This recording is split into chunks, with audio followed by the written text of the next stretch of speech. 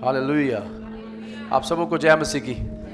कितने लोग तैयार हैं प्रभु का वचन सुनने के लिए?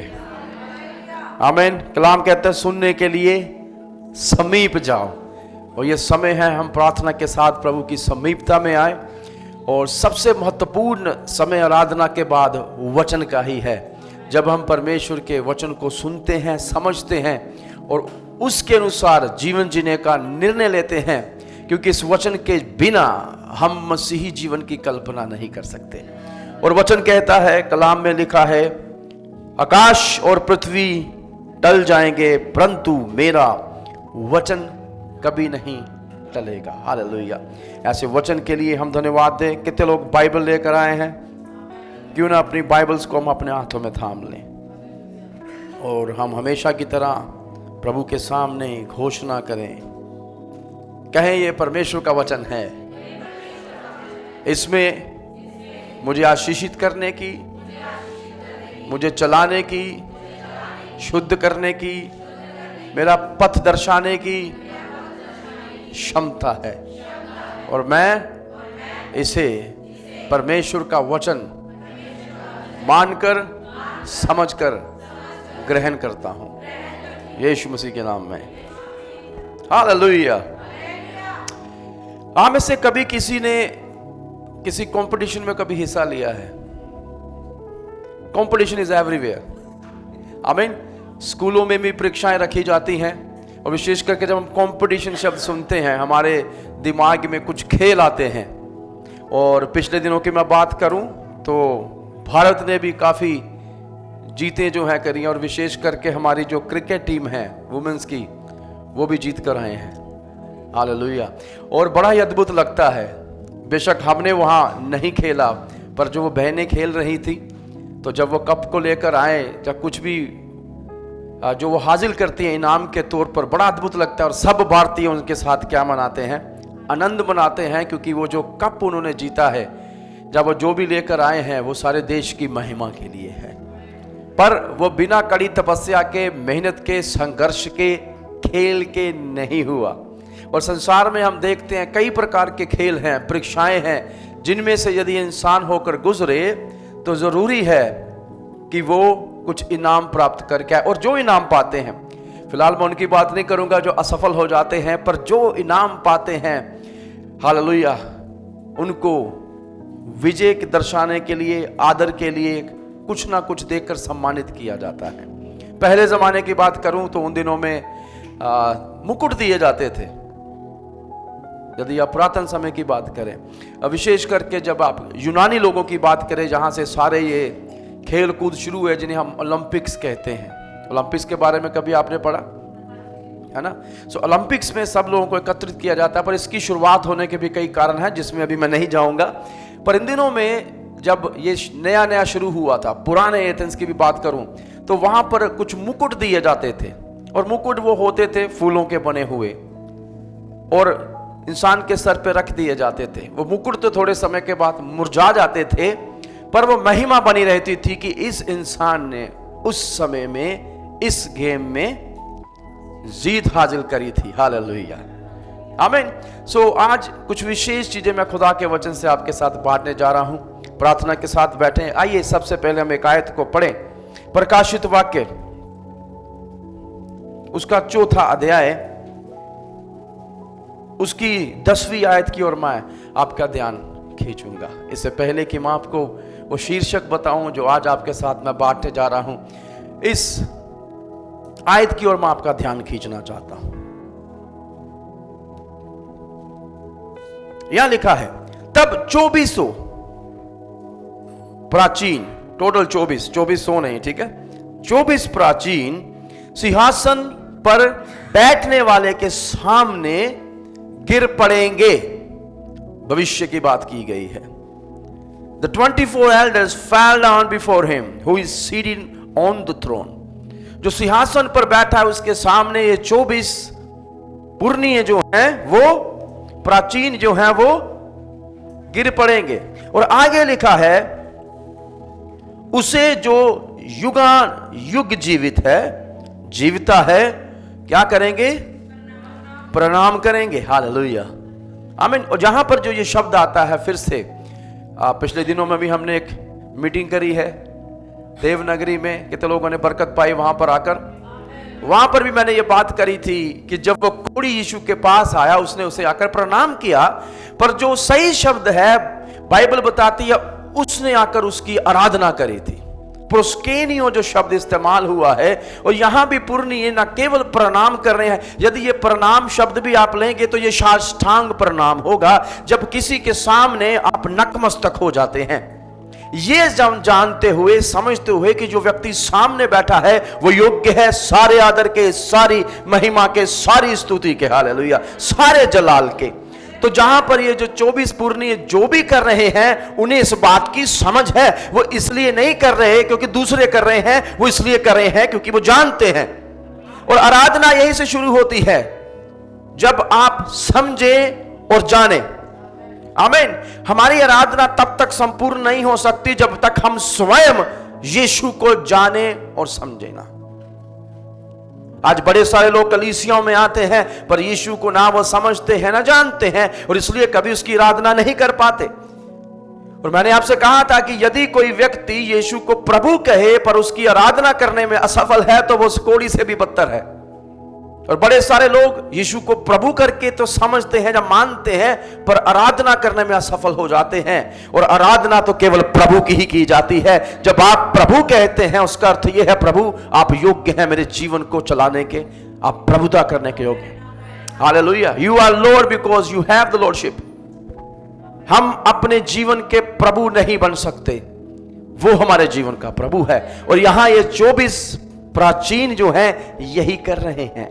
वो जानते हैं सिंहासन पर कौन बैठा है, जिसके हाथ में सारे इख्तियार हैं। वो समझते हैं, हालेलुया, कि ये आराधना के योग्य है। और बाइबल कहती है वो उसके सामने गिर पड़ते हैं। हालेलुया। गिर पड़ना समझते हैं? जब आप समझिए कोई बड़ा व्यक्ति आ जाए तो लोग उसके आमने सामने गिरते पड़ते हैं, हमारी बात सुनी, हमारी बात सुनी। और यहां पर वो है जो तमाम कायनात का प्रभु है। यहां पर वो है जिसने हर चीज पर विजय प्राप्त की है, वो मृत्यु से भी जी उठा है। और कलाम कहता है क्योंकि वो जुगान युगान जीवित है। तो यहां पर किसी मृत व्यक्ति की आराधना करने ये इकट्ठे नहीं हुए, यहां पर किसी धर्म गुरु की आराधना करने के लिए इकट्ठे नहीं हुए, क्योंकि ये दृश्य जो है ये स्वर्ग का दृश्य है। और प्रकाशित वाक्य में यहां पर स्वर्ग पहली बार खुलता है। आने वाले समयों में जब नया साल आएगा, पूरा साल प्रकाशित वाक्य यहां से प्रचार किया जाएगा।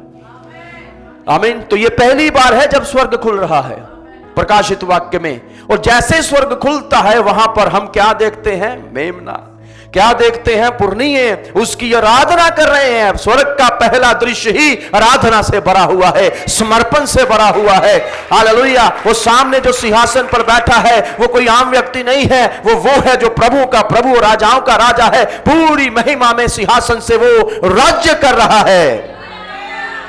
हालेलुया। समझ आई? और यहां पर वही दृश्य दिखाई दे रहा है। पर प्रभु ने मेरा एक विशेष ध्यान इन पुरनियों की और प्राचीनों की ओर खींचा, जो आज मैं आपसे बात करना चाहता हूं। वो आराधना तो कर रहे हैं, वो उसके सामने गिर भी पड़े हैं, वो इस बात को समझते हैं वो किसकी आराधना करने आए हैं। याद है प्रभु यीशु ने क्या कहा था उस स्त्री को जो सामरी थी?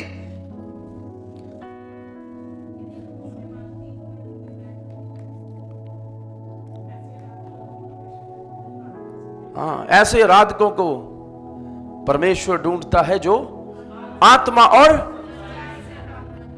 ढोंगियों को नहीं ढूंढता, वो पखंडियों को नहीं ढूंढता, वो उनको नहीं ढूंढता जो सिर्फ ड्रामा करते हैं। कईयों को पता है हाथ उठाने ही हैं, ताली बजाने ही है, पर क्या ये चीजें हृदय से निकलती हैं? आमीन। प्रभु ने यह भी कहा था तुम उसकी आराधना करते हो जिसे तुम नहीं जानते, हम उसकी करते हैं जिसे हम जानते हैं। तो एक वो भी आराधना है जो अनविज्ञ आराधना है, which you do without knowing. प्रेरितों के काम में पौलुस एक स्थान पर जाते हैं, वहां पर कुछ लोगों ने एक वेदी बनाई थी और उसके आगे लिखा हुआ था अनजाने। आप अनजाने ईश्वर की आराधना नहीं कर सकते। ईश्वर की आराधना जानकर की जाती है, समझ कर की जाती है, जब आपको ज्ञान हो जाए। जब आपको प्रकाश मिल जाए। मैं इस स्थान पर इसलिए नहीं खड़ा हूं क्योंकि मैं अनजाने ईश्वर की आराधना करने आया हूं। मैं इसलिए आया हूं क्योंकि मैंने यीशु को अनुभव किया है, मैंने उसको समझा है, उसका प्रकाश मेरे अंदर आया है। और मैं विश्वास करता हूं आप भी इसीलिए स्थान पर हैं, इसलिए आप आराधना कर रहे थे, इसलिए आप गा रहे थे। हालेलुया। बड़े सारे लोग सुबह के समय अभी भी अपने बिस्तरों में आराम फरमा रहे हैं, पर हम आकर प्रभु की आराधना कर रहे हैं। हालेलुया।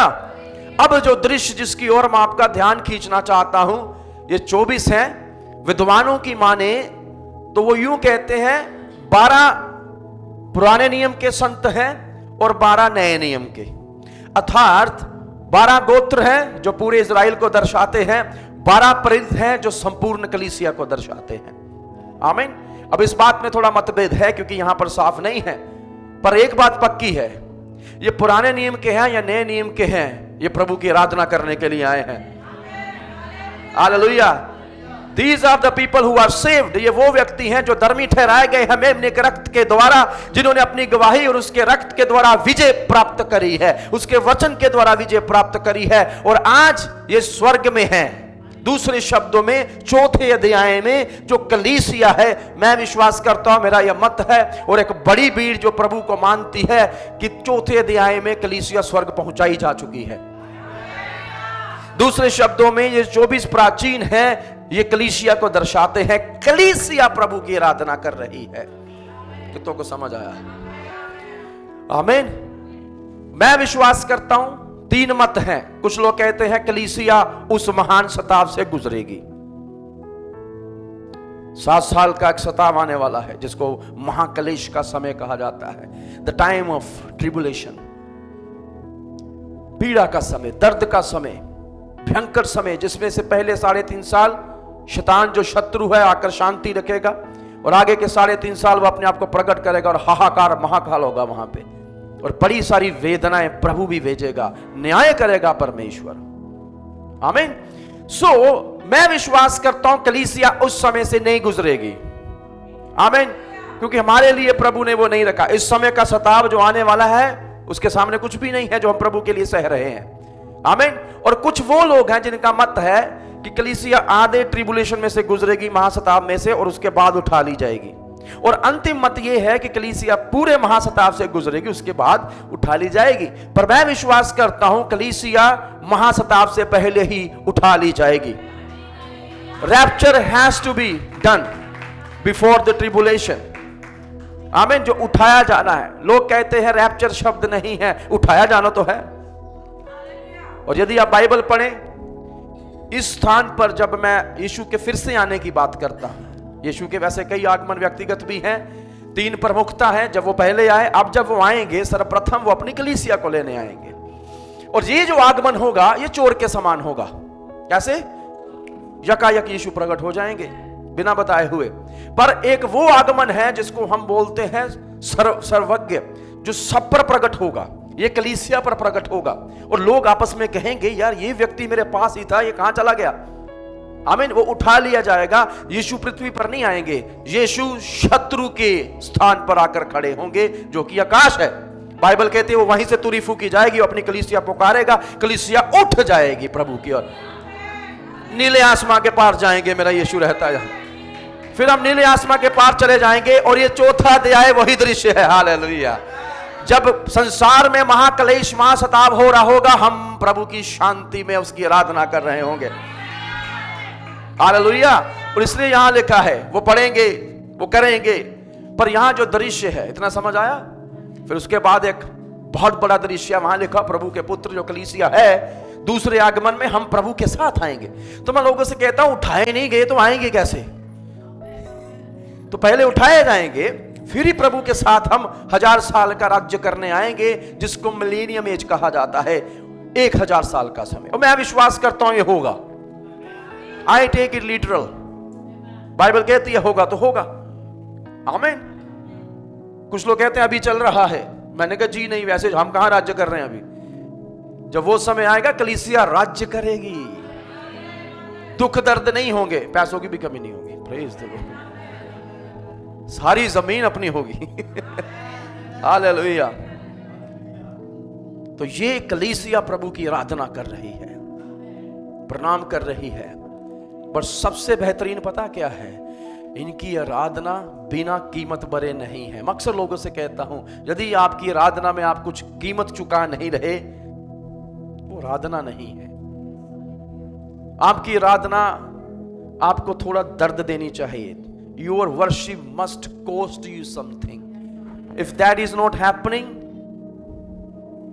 प्रभु ने कहा इब्राहिम उठा अपने बेटे को, कर दे मेरे लिए बलिदान। वो तैयार था। ही इज रेडी टू पे the price of obedience and submission.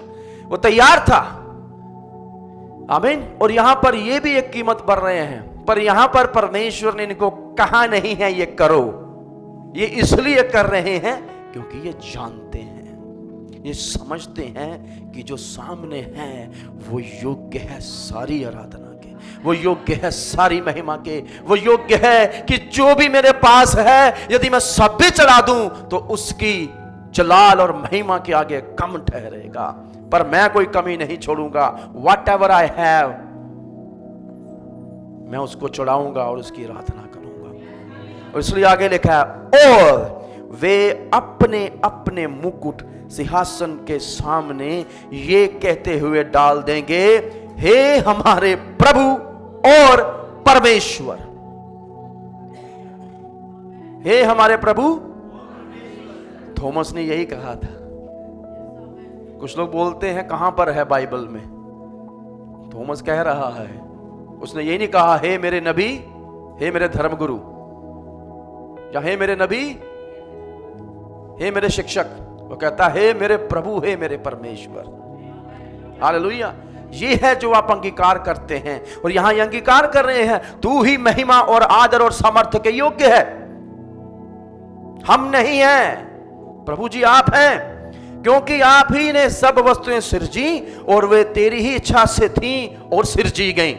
Whatever is created, कुछ भी जो सिरजा गया है उसकी इच्छा में, उसके लिए, किसी को मुड़कर कहें आप प्रभु के लिए सिरजे हैं। अफीसियों में संत पौलुस 2 अध्याय उसके जब 8वीं 9वीं 10वीं आयत आप पढ़ेंगे, जब वो उद्धार की बात करता है, वो कहता है तुम्हारे कर्मों से नहीं हुआ, प्रभु के अनुग्रह से हुआ है और तुमने उस अनुग्रह पर विश्वास किया। क्योंकि यदि कोई अपने कर्मों से ये कमाता तो घमंड करता। उद्धार प्रभु ने किया है, मुक्ति परमेश्वर का काम है। हम इस बात को पक्का कर ले। उसके आगे लिखा हुआ है, और तुम्हें इसलिए उसने सिरजा है ताकि तुम भले कार्य करो। You are the handicraftmanship of God, ऐसा लिखा हुआ है। You are the masterpiece of God. Masterpiece समझते हैं? बड़े सारी चीजें बनेगी और उसमें से एक मास्टरपीस होता है, वो कहते हैं ये सबसे महंगा है। ऐसा प्रभु ने हमें सिरजा है ताकि हम भले कार्य करें। पर यहां लिखा उन्होंने अपने अपने मुकुट सिंहासन के सामने, दे पे द प्राइस ऑफ वर्शिप। कठिन है ना? थोड़ा मेरे साथ दृश्य का अनुभव करिए। वो जो उनकी महिमा का कारण था, ये मुकुट किसकी महिमा का कारण है? उनकी। क्योंकि ये मुकुट उनको अनुग्रह में नहीं दिए गए, ये मुकुट उन्होंने कमाए हैं। मुक्ति फ्री में है, उसके अनुग्रह से प्राप्त हुई है। पर प्रतिफल या जो मुकुट है ये कमाए जाते हैं, फ्री में नहीं दिए जाएंगे कि आइए बहन जी मुकुट डालिए ना। You have to earn this. और इसको जो स्वर्ग में मिलेगा, कमाना जो है पृथ्वी पर होगा। बाइबल कहती है अपना धन, लोग पूछते हैं कैसे? ऐसे। हालेलुया। सो जब ये स्वर्ग गए, क्योंकि इन्होंने पृथ्वी पर बोया था, इनको वो मुकुट दिए गए।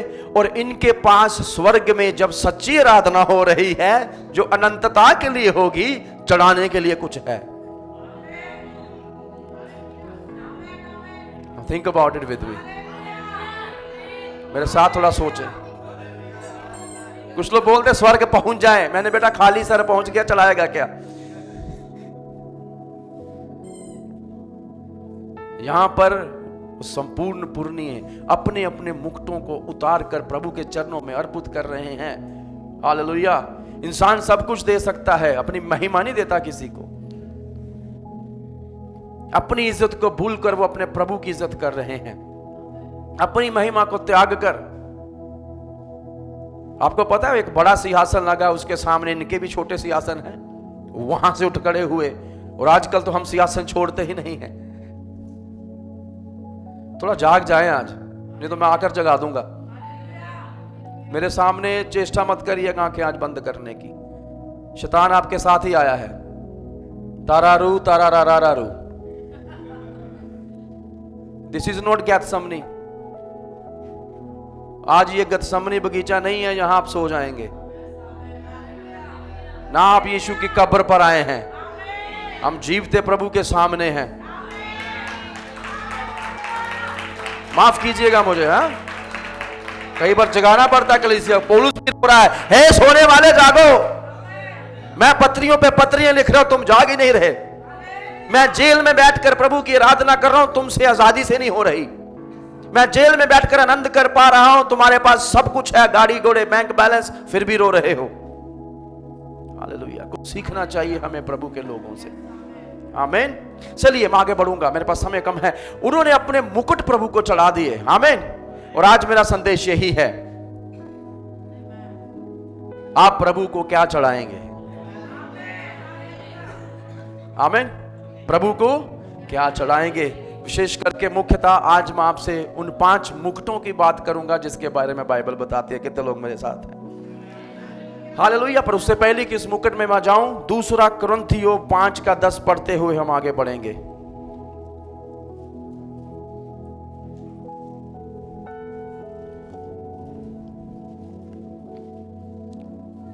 आपके पास बाइबल है, थोड़ा मन में पढ़िएगा, मैं आपके लिए पढ़ दूंगा।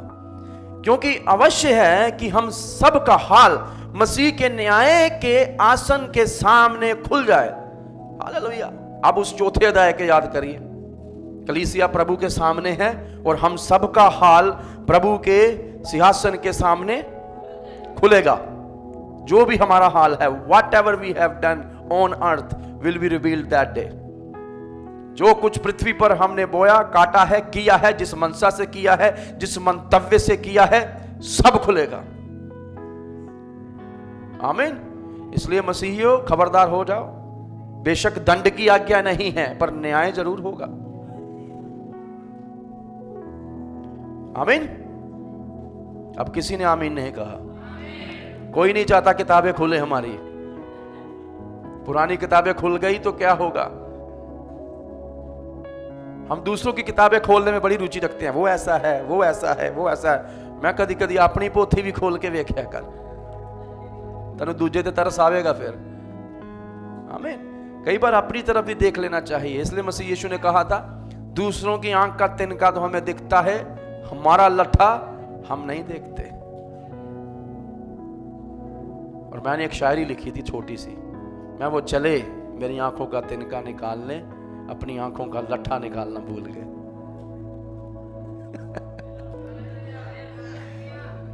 हालेलुया। और आगे लिखा हुआ है कि हर एक व्यक्ति, किसी को मुड़कर कहें इसमें आप भी हैं। इसमें आप भी हैं। Praise the Lord. हर एक व्यक्ति अपने अपने, किसका? अपने अपने। मैंने अपने बच्चों के लिए 2 नंबर की कमाई की, मेरे रिश्तेदारों के लिए मैं कलीसिया नहीं आया। प्रभु पूछेगा, भाई क्यों नहीं पूछेगा? आपको क्या लगता है प्रभु नहीं पूछेगा? God will ask about this time also because he has given you this। कुछ लोग इतने आजाद हो गए हैं। देखो देयर इज कुछ लोग हैं जिनको कहा जाता है लिबरल क्रिश्चियंस। वो इतने आजाद हैं कि आराधना भी ना करे तो चलेगा प्रभु की। और बाइबल कहती है अब तुम्हारी आजादी तुम्हारे पाप कर्मों का अवसर ना बने। बड़ा बाइबल में कभी आपने गलातियों 5:13-14-15 में लगा, do not let your freedom, कि अपनी आजादी को पाप की चीजें करने का कारण मत बनाना। आजाद हैं प्रभु में, पर आजादी भी एक सीमा के अंदर है, याद रखना। हम भारतीय आजाद हैं, देश आजाद हो चुका है, पर इस आजादी को लेकर पाकिस्तान घुसेंगे, गोली आएगी आगे से, वो भी नहीं आ सकते, हम भी गोली मार देंगे। हालेलुया। सो देश की आजादी की सीमा है और स्वर्गीय राज्य में भी कुछ बाउंड्रीज प्रभु ने ठहराई हुई हैं कि इससे आगे नहीं जाना। आमीन। सो जो खुदा ने करने के लिए हमें करना अनिवार्य है। किसने कहा था प्रभु क्यों मेरे ऊपर यह सब थोप रहा है? मैंने कहा प्रभु ने नहीं थोपा। जिस दिन तूने शिष्यता के हाँ के लिए हाँ करी थी, यू इनरोल्ड इन दिस। जब मुक्ति मिली थी आप शिष्यता के लिए ही बुलाए गए थे। इसलिए मैं अक्सर कहता हूं खाली मुक्ति प्रचार मत करिए, उनको बताइए मुक्ति मिल गई है, साथ में क्रूस उठाना है, तभी तेरी पहचान होगी तू मुक्त व्यक्ति है।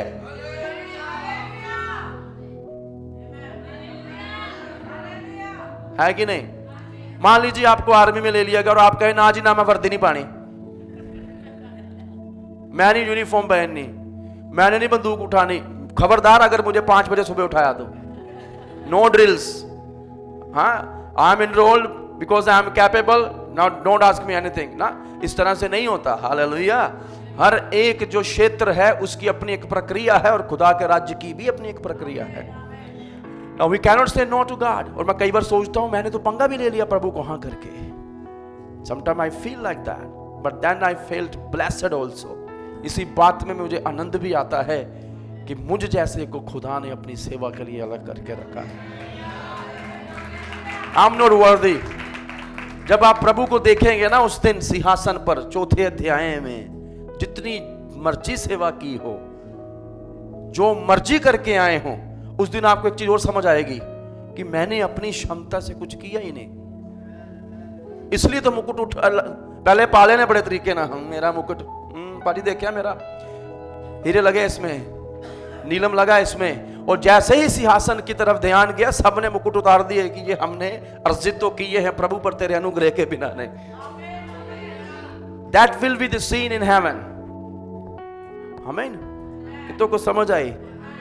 इसको एक्सप्लेन करने जाऊं तो 1 साल लगेगा प्रचार करने में यही चीज। हालेलुया। तो वहां मुकुट उतार के सामने रख दिए गए और पौलुस कहता है हर एक को अपने अपने भले बुरे कामों का बदला जो उसने देखे द्वारा किए हो प्रभु देगा, पलटा मिलेगा। भले भी और बुरे भी। भले किए हैं तो भली चीजें मिलेगी, बुरे किए हैं तो प्रभु न्याय जरूर करेगा हर एक। और ये पौलुस किसको लिख रहा है? कलीसिया को लिख रहा है, यानी ये आपके और मेरे ऊपर भी लागू होता है। ये कलीसिया को लिखा गया है। आमीन। पर मैं आपका ध्यान खींचना चाहूंगा उन मुक्तों की ओर। मैं ये पढ़ने के बाद बड़ा एक्साइटेड हो गया ये सोचकर कि परमेश्वर पृथ्वी पर रहते हुए मुझे इतना अर्जित करना है कि जब मैं स्वर्ग जाऊं तो मेरे सर पर मुकुट हो। हालेलुया। जो मैं जब आपकी महिमा करूं तो आपको चढ़ाने के योग्य बन जाऊं। तो मेरा सवाल यही है, क्या आपके पास एक मुकुट चढ़ाने के लिए होगा? ये आज का संदेश है, इसको समझकर चलिएगा। मुख्यतः बाइबल 5 मुकुटों की बात करती है। सब कहे 5 मुकुट। कितने मुकुट?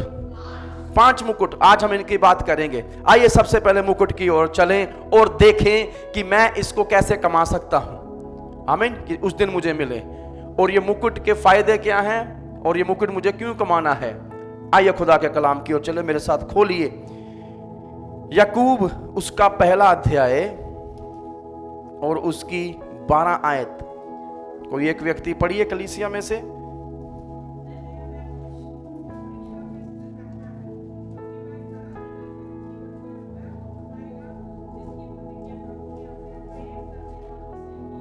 हालेलुया।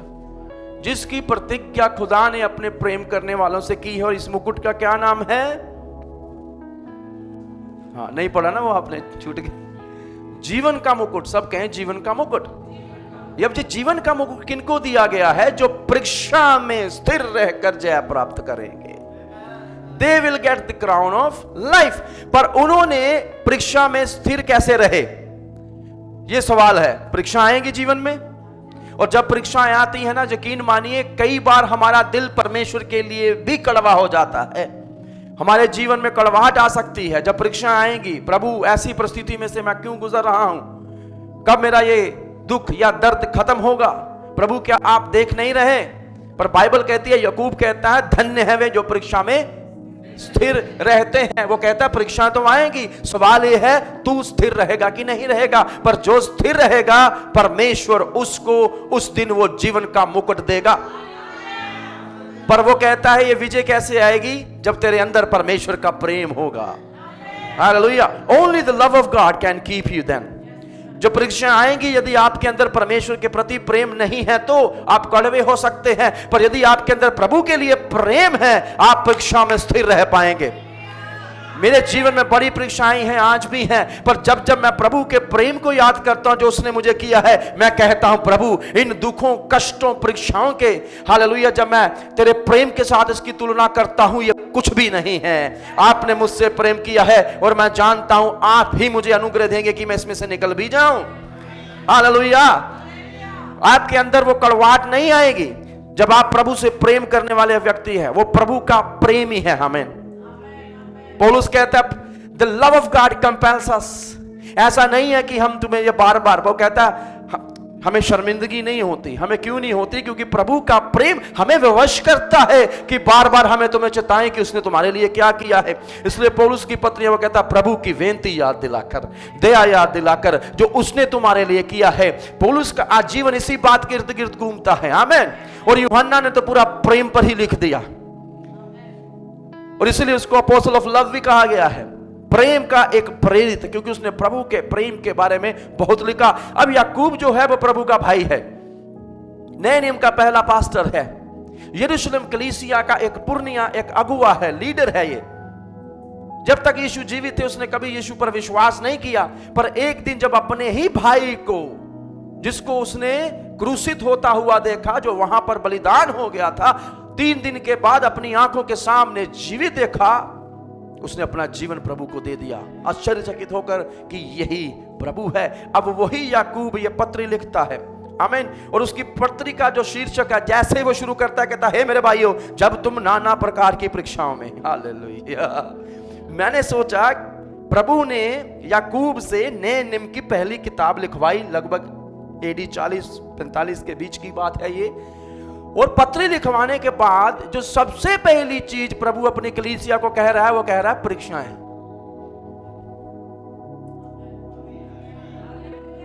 आया कि गया? नहीं आया ना। मैं तो बरकतें लेने आया था, प्रभु परीक्षाओं की बात कर रहा है। चलिए, यीशु 30 साल के हुए, बपतिस्मा लिया, पवित्र आत्मा प्रभु आए। पवित्र आत्मा उनको कहां ले गया? क्या करने के लिए?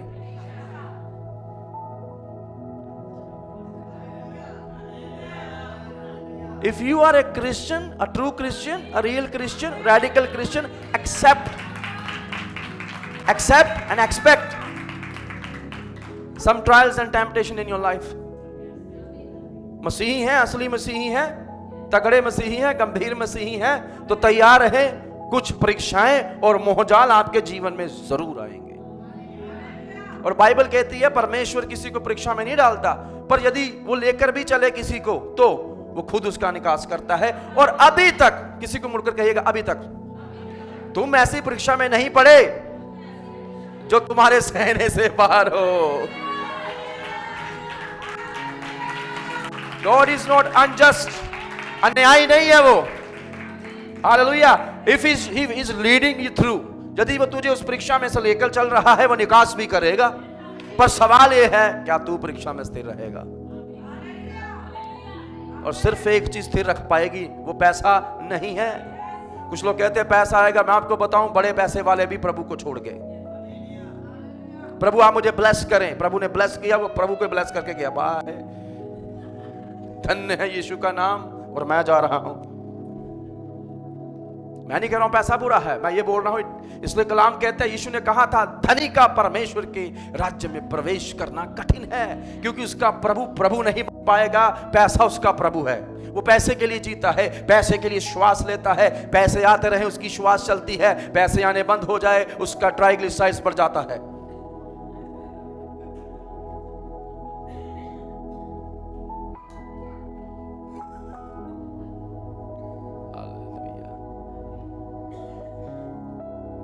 Praise the Lord।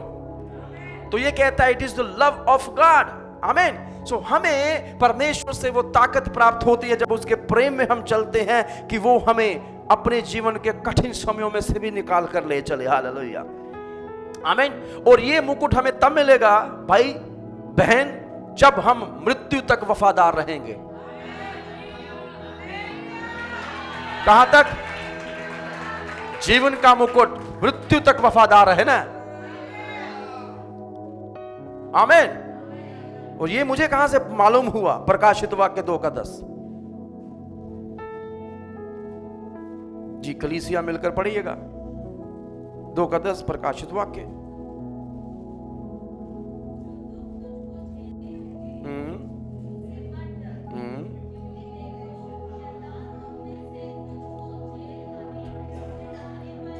हाँ, कौन? शैतान। कहां पर? हाँ, जेल खाने में डालने पर है, ताकि तुम, हाँ, तो मसीह परखे जाएंगे। परीक्षाएं तो इसीलिए आती है ना कि परखे जाएं, नहीं तो सारे मुकुट लेने के लिए लाइन में लगोगे। प्रभु जी बड़ा मुकुट मैनू दयो, मुझे बड़ा मुकुट दीजिएगा प्रभु। क्यों? क्योंकि मेरा नाम पीटर, पॉल, जेम्स, याकूब है। वो परखेंगे आपको। आगे, और तुम्हें 10 दिन तक क्लेश उठाना होगा। आगे, कहां तक?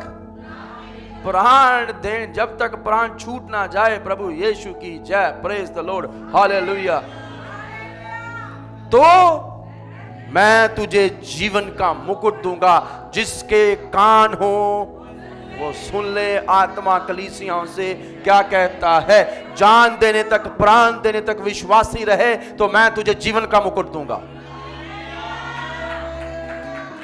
यह मुकुट उनके लिए है जो मरने तक प्रभु के लिए विश्वासी रहेंगे, विश्वासी योग्य माने रहेंगे, अपने ईमान को नहीं छोड़ेंगे, अपने विश्वास को नहीं छोड़ेंगे, अपने प्रभु को नहीं छोड़ेंगे, चाहे और कुछ भी उनको त्यागना पड़े, उनको यह मुकुट प्राप्त होगा।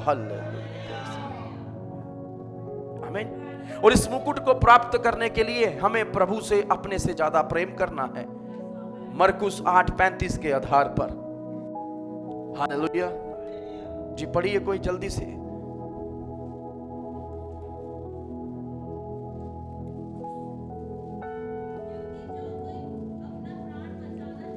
क्योंकि जो कोई अपना प्राण बचाएगा। एक व्यक्ति के बारे में मैं प्रचार करना चाहता हूं। जब गुड फ्राइडे आएगा उस दिन प्रचार करूंगा, पर शायद सैटरडे को, शनिवार को। उस व्यक्ति का नाम है यूसुफ, जिसने प्रभु यीशु मसीह को कब्र दी थी। उसके बारे में जरूर प्रचार करना चाहूंगा। हालेलुया। और बड़ा अद्भुत है। उस दिन ये आयत याद दिलाऊंगा आपको मैं। चलिए पढ़िए। हाँ, जो प्राण बचाएगा वो खो लेगा।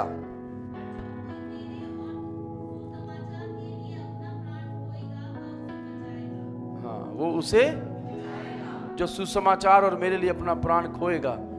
दूसरे शब्दों में, सुसमाचार सुनाते हुए यदि कोई किसी को मार दे।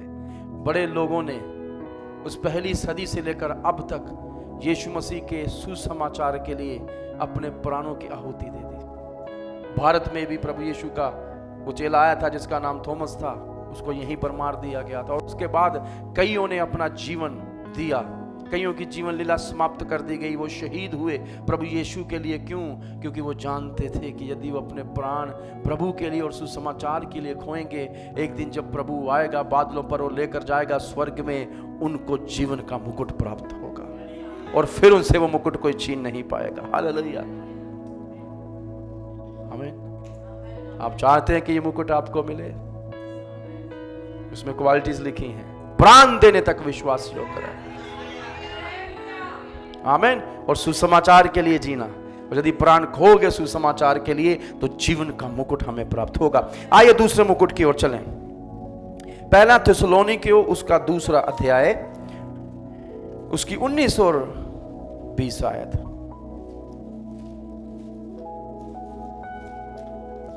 कोई व्यक्ति पढ़ सकता है? 19-20।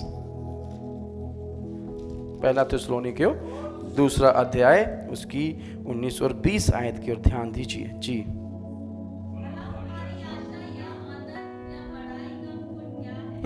तो यहां पर भी पौलुस एक मुकुट की क्या करता है? बात कर रहा है। किसको लिखते हुए? थिस्सलुनीकियों। अब थिस्सलुनीकियों के समय में एक गड़बड़ हो चुकी थी। पता क्या गड़बड़ थी?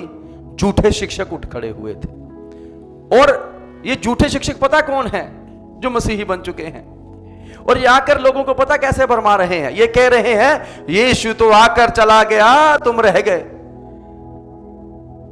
आज भी बड़े सारे लोग अनुमान लगाते हैं यीशु मसीह 2025 में आने वाला है। 25 खत्म हो गया भाई, नहीं आया वो, तुमको बताकर नहीं आएगा। कलाम कहता है वो यकायक आएगा, जब तुम तैयार नहीं होगे तब आ जाएगा। हाँ हाँ चलो।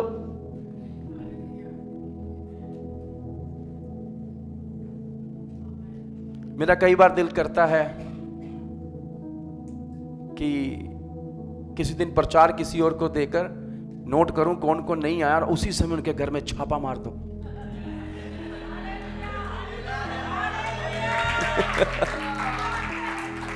रंगे हाथ पकड़े जाएंगे, क्योंकि कुछ लोग झूठ बोलकर भी चले जाते हैं। कन्वेंशन पर जा रहे हैं और पहुंच कहीं और गए।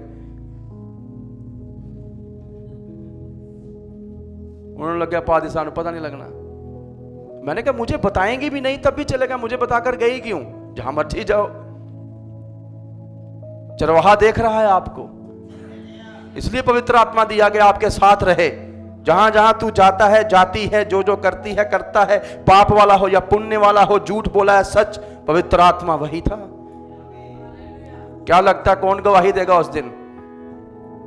मूसा की व्यवस्था लेकर मूसा खड़ा है, शैतान भी उधर ही खड़ा होगा। मैंने बताया था आपको, पवित्र आत्मा भी होगा।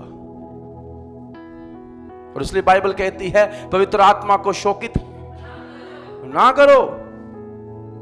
और हर बार जब आप और मैं झूठ बोलते हैं, चुगली करते हैं, जब कोई ऐसा काम जो प्रभु के वचन के खिलाफ है, हम असल में पवित्र आत्मा को शोकित कर रहे हैं। जब हमारे प्रचार से, हमारी आराधना से, हमारे जीवन से प्रभु यीशु को महिमा ना मिले तो वो शोकित होता है। अपने आप से पूछिएगा, आपका न्यायी मैं नहीं हूं, वो है, और एक दिन वो न्याय करेगा। आमीन, हालेलुया जी। हाँ, तो यहां पर पौलुस उनको याद दिला रहा है दिन आएगा, कहता आया नहीं है। सो वो कहता है भला हमारी आशा या आनंद या बड़ाई का मुकुट क्या है? कौन से मुकुट की बात कर रहा है वो? द क्राउन ऑफ रिजॉइसिंग, आनंद का मुकुट। वो कहता है वो क्या है? आशा, आनंद और बड़ाई का मुकुट क्या है? क्या हमारे प्रभु यीशु के सम्मुख उसके आने के समय में तुम ही ना होगे? हमारी बड़ाई और आनंद तुम ही हो। एक पासवान जो होता है ना, उसकी बड़ाई उसकी कलीसिया में है। प्रभु मुझे आपके लिए क्राउन देगा। तो को समझ आ रहा है? यदि मैं आपको सही वचन सुना रहा हूं, सही प्रचार आपको दिया जा रहा है, कलाम, सही आराधना आपको दी जा रही है, फिर भी आपकी वृद्धि नहीं होगी, तो उस दिन प्रभु आपको पकड़ेगा, मुझे नहीं। पर यदि आप प्रभु में बढ़े तो परमेश्वर मुझे वो देगा। तो पौलुस कह रहा है अभी वो दिन नहीं आया, जब वो आएगा तुम लोग ही तो हमारे आनंद का कारण बनोगे, तुम लोग ही तो हमारी महिमा का कारण बनोगे। और इसीलिए पासवान गंभीर होते हैं, इसीलिए कुछ बातें मुंह पर कह देनी पड़ती है और कई बार हम नहीं भी कहते। पर मैं अक्सर कहता हूं यदि एक प्रभु का अच्छा दास है जो प्रभु का भय माने, जरूर कह दीजिए। और यदि सामने वाला व्यक्ति यीशु का शिष्य है, वो समझेगा, ग्रहण करेगा, सुधरेगा और प्रभु में बढ़ेगा। और आज के संसार की कठिनाई क्या है? आज की जनरेशन की कठिनाई क्या है? सुनना नहीं चाहते। हमारे वाले फिर भी अच्छे थे, हमारी जनरेशन जो थी, वी स्टिल लिसन्स। हम फिर भी अपने अभिभावकों की बात सुनते थे, अपने शिक्षकों की बात सुनते थे।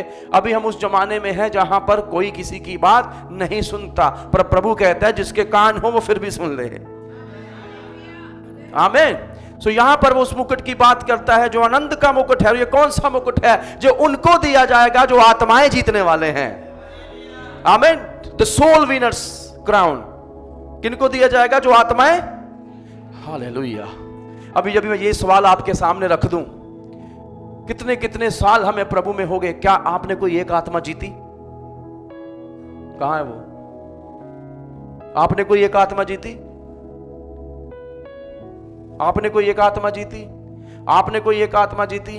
आपने कोई एक, बोला मेरे जैसा मसीह तो कोई है नहीं, एक आत्मा नहीं जीत पाया तो अभी तक प्रभु के लिए। That's quite challenging, isn't it? बड़ा चुनौतीपूर्ण है। मैं अपने हाथ गंदे क्यों करूं इस काम में? पादरी साहब हैं।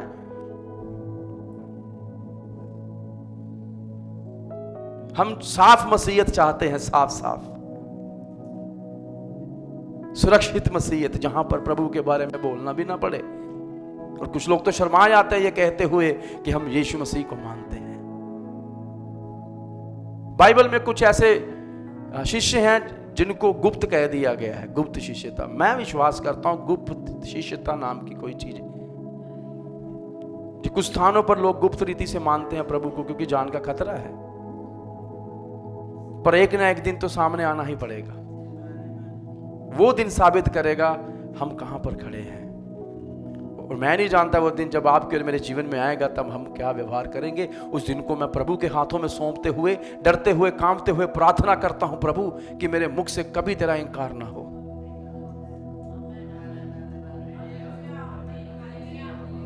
हम कहते हैं ना पतरस ने 3 बार इंकार किया था। आज तक पतरस पे इतने प्रचार करते हैं, हमने पता नहीं कितनी बार प्रभु यीशु का इनकार किया।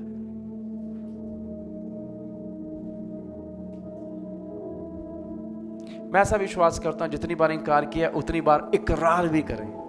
3 बार इंकार किया था, 3 ही बार यीशु ने पतरस से पूछा, पतरस क्या तू मुझसे प्रेम करता है? समझ आ रहा है? जो उसका पाप था उसके अंगीकार से बदला गया। हालेलुया। उस दिन पतरस कमजोर था, वो कहता नहीं मैं नहीं जानता, पर एक दिन पतरस जो है वो ताकतवर बन गया जब उसने प्रभु को अपने सामने देखा है और उसकी गवाही देने वाला हो गया है। हालेलुया। वो कहता है प्रभु आप जानते हैं। उसका अर्थ क्या है? उस दिन पतरस घमंड नहीं, वो पहले वाला पतरस हो कहना हाँ प्रभु मैं आपसे भी ज्यादा प्यार करता हूं, पतरस कह देता। पर उस दिन पतरस विनम्र हो चुका है। वो जानता है प्रभु है सामने, बड़ी बात ना ही करूं तो अच्छा है, प्रभु आप जानते हैं। He said, you knows it। चाहे वो 2% है, 10% है, मैं आपसे प्रेम करता हूं, ये बात सत्य है प्रभु। कितना करता हूं अभी मैं नहीं जानता, प्रभु आप जानते हैं। पतरस क्या तुम मुझसे अगापे करता है? वो कहता प्रभु आप जानते हैं मैं फिलियोस करता हूं। पतरस अगापे, फिलियोस, तू मुझसे फिलियोस करता है। यहां बात खत्म हुई। पर एक दिन आया, मैं हमेशा कहता हूं, जब पतरस उस अगापे प्रेम की चरम सीमा पर पहुंच गया। मैं तैयार हूं कहता प्रभु के लिए मरने के लिए, मुझे उल्टा मारो। वो उसके प्रेम की हद थी। अगापे प्रेम एक दिन में नहीं आता। हालेलुया। पतरस स्थान पर पहुंच गया, उसने प्रभु का इनकार नहीं किया, पर प्रभु ने उसका प्रेम उसके इकरार के साथ, उसका जो इनकार था इकरार से बदला। हालेलुया। और मुझे यह पढ़कर बड़ा आनंद आता है कि यदि मुझसे कुछ गलती भी हो भी जाए तो मेरा प्रभु मुझे त्यागता नहीं है। वो मुझे फिर से अवसर देता है कि मैं उसके परिवार और उसके राज्य में रिस्टोर हो जाऊं। क्या आज हमसे गलतियां नहीं होती? फिर भी यहां पर आकर धन्यवाद यीशु, धन्यवाद प्रभु कर रहे हैं।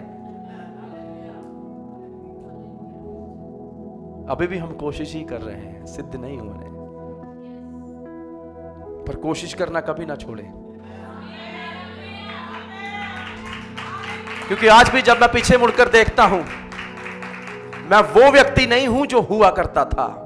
मैं बदल गया हूं और इसी बदलाव में मैं बढ़ना चाहता हूं। मैं गिरता हूं, उठता हूं, फिर गिर जाता हूं और फिर उसके अनुग्रह से मैं उठ पड़ता हूं। क्योंकि मसीहत पड़े रहने के बारे में नहीं है, उसके अनुग्रह में फिर से उठने के बारे में है, क्योंकि वो उठाना जानता है। हालेलुया। वो जो मेरे लिए कीमत भर चुका है जब मैं पापी था, आज जब मैं सही चल रहा हूं तो आपको लगता है वो मुझे छोड़ देगा? क्या वो आपको छोड़ देगा?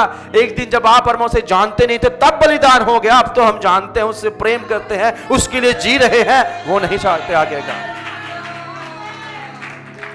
पर अब जब उसने हमें तैयार किया है, सवाल यह है क्या हमने उसके लिए किसी और व्यक्ति को भी अवसर प्रदान किया कि यीशु को जाने? प्रभु यीशु क्या करने आया? आजकल एक लोगों की विडंबना हो चुकी है, हम पकड़ पकड़ कर चलो चर्च, चलो, कुछ नहीं होता चर्च जाने से। प्रभु के बारे में बताएं उसे। आमीन। Preach the gospel, share the gospel. यदि आपको ये वाला मुकुट चाहिए, बड़ा महिमा में मुकुट होगा।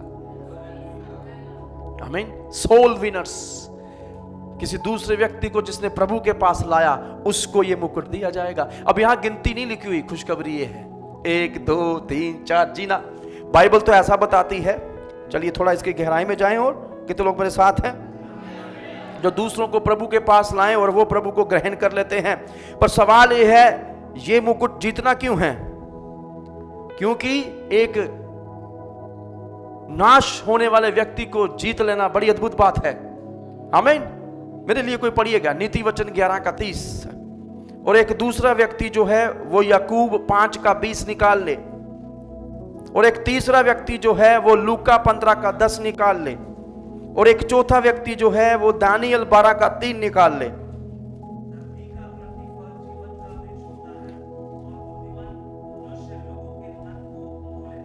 हालेलुया। तो धर्मी का क्या है?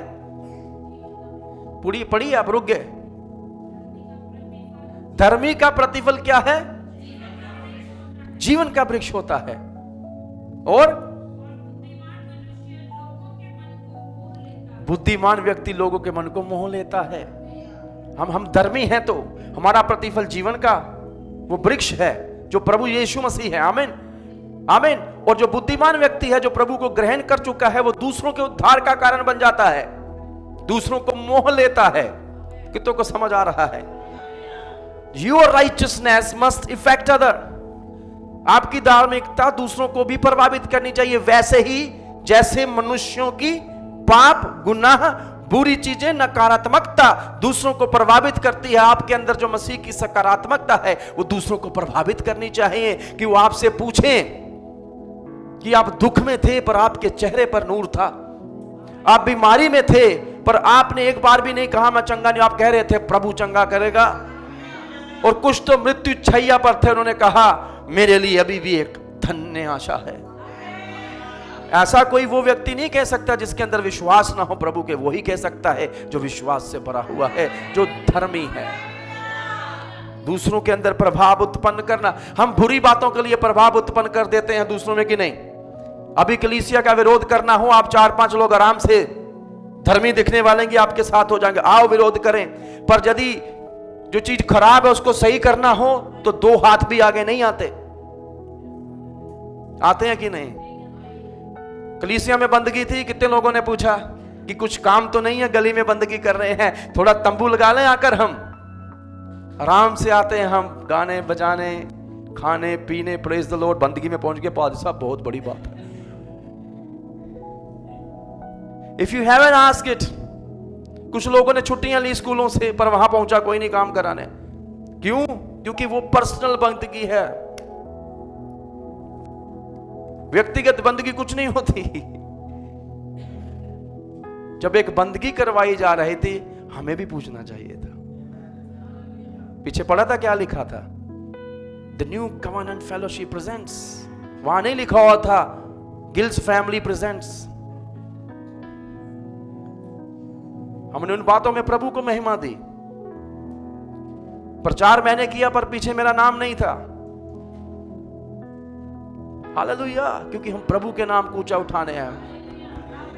अब बताएं मुझे, आप कहते पादरी साहब एक आवाज लगाइए, मैंने 10 आवाजें लगाई। मैं कई बार उस दिन को कल्पना करता हूं जब यीशु आवाज लगाएगा, नहीं उठेंगे कुछ लोग और जब उठेंगे तब तक सब जा चुके होंगे। फिर वो कहेंगे प्रभु, हाँ वही, हमने तेरे नाम से भविष्यवाणियां करी, दुष्ट आत्मा निकाली, बड़े बड़े आश्चर्य कर्म किए, बड़ी बड़ी बंदगियां करवाई, टाइथ भी टाइम पर देते थे, मेंबरशिप ले रखी थी, हमारे आधार कार्ड भी पहुंचा दिए थे हमने, कानून के अनुसार सब कुछ वैसा ही हुआ, हमारे बच्चों की क्रिस्निंग भी हो रखी थी। और कुछ पादरी कहेंगे प्रभु मैं तो गाउन डालकर प्रचार करता था, गले में क्रूस भी हुआ करता था, यहां तक कि मैंने टोप भी धारण किया, पर अब जब मैं स्वर्ग पहुंचा हूं मुझे कोई मुकुट नहीं मिला।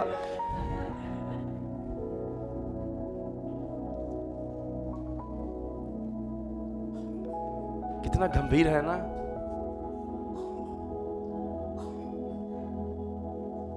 प्रार्थना करे परमेश्वर मरने से पहले कुछ आत्मा मैं भी जीत सकूं। याकूब 5:20। आपने खोला नहीं, मैंने आपसे विनती करी थी खोल के रखिएगा, शिक्षा का दिन है आज।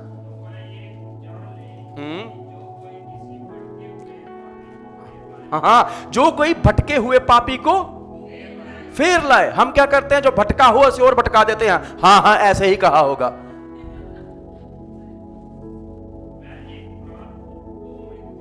एक प्राण को मृत्यु से बचा लेंगे आप।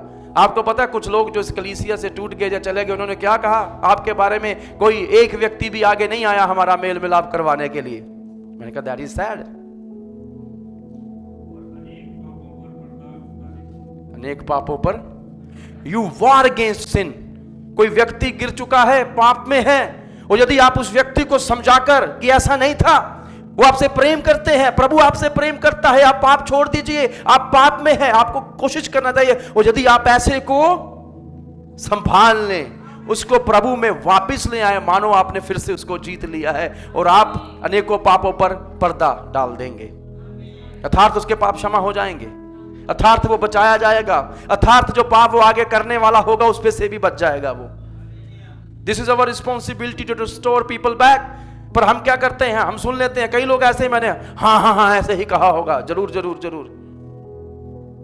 कुछ लोग बिना डरे, मैं नहीं कहता हूं सब पासवान अच्छे हैं, मैं अपनी जिम्मेदारी ले सकता हूं, कई बार कुछ बातें हम बोलती भी नहीं है, हमारा नाम लेकर प्रचारित कर दी जाती हैं, और जब मैं कहता मैं सबको इकट्ठा करूंगा, फिर डरे डरे घूमते हैं, क्योंकि पता है पाप प्रकट हो जाएंगे, फिर हिम्मत नहीं आंखें मिलाने की भी लोगों की। मेरी बात है, मुझसे करिए, आमीन।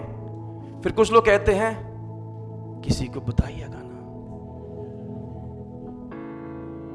अब जिसने वो बोल रहा ना, जो आपको किसी को बताइए, उसको किसी और ने बताई थी, उसने भी यही कहा था, किसी को बताइएगा ना, किसी को बताइएगा ना, किसी को बताइएगा ना। सबने एक दूसरे को बताई, और वापस घूम के उसके पास ही आ गई जिसने कहा था किसी को।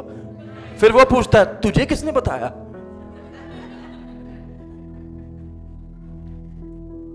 कुछ लोग मेरी पत्नी से भी बात करते हैं, प्रभु आपको, पादरी साहब को मत बताइएगा। मैंने कहा खुद तो पाप में गिरेंगे, मेरी पत्नी को भी साथ में लेकर जाएंगे। अच्छा वाला रिश्ता चल रहा है, पादरी साहब को मत। आप क्या सिखा रहे होंगे? मैं बताऊं, प्रभु यीशु भी उनसे बात करे तो वो पहले मुझे आकर बताती है, क्योंकि ज्यादा मित्र हैं नहीं हमारे, ना उनकी सहेलियां हैं। We are the best friends। और बंदा किसी को बताए ना बताए, अपने मित्र को जरूर बताता है। कई लोग शैतान ना सलाई पे होंगे। शैतान जी आपका क्या ख्याल है, चर्च जाएंगे नहीं आज? सो जा पुत्र सो जा, कदे का तो ना कोई फर्क नहीं पड़ने लगा। प्रभु ने कहा कन्वेंशन के लिए 20,000 दे दे, शैतान आ गया, लग गया, नहीं लोड नहीं हैगी, हो गया पूरा, तो 2,000 ही दे दे 5 जने का। प्रभु ने कहा आज बड़ा नोट डाल देना। मैं मनी के बारे में नहीं है, एग्जाम्पल दे रहा हूं मैं, ठीक है। और मैंने एक व्यक्ति को देखा, पता नहीं कैसे कर लेते हो, प्रभु के दान पात्र में रखा है कुछ, और वहीं 100 200 300 400 90 रुपए हो, 10 रुपए।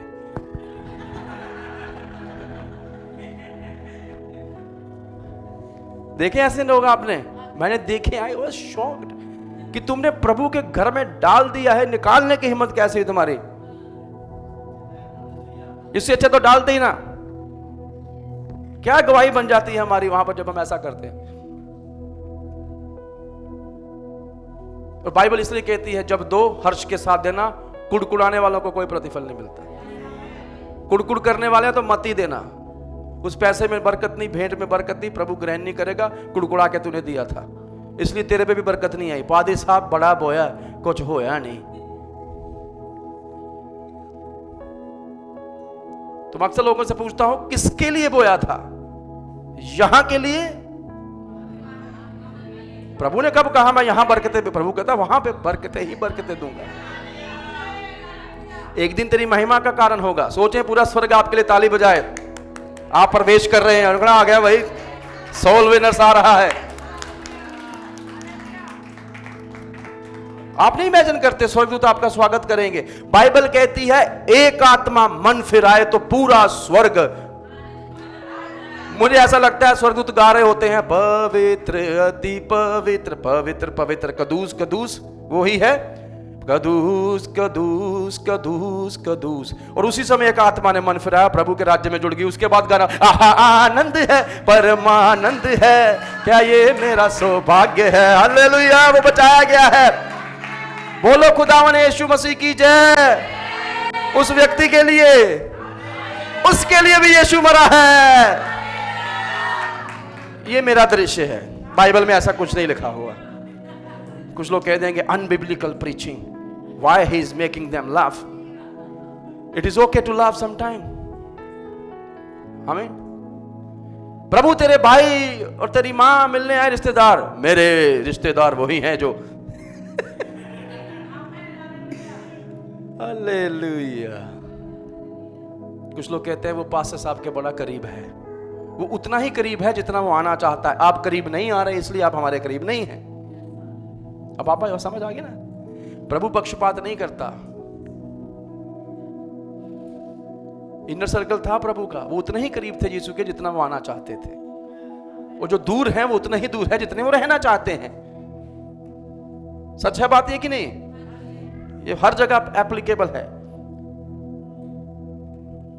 हाँ जी, दानियल 12:3। स्वर्ग में आनंद की बात हमने की। एक तो मैं जब प्रचार करने आता हूं समय बहुत जल्दी भागता है।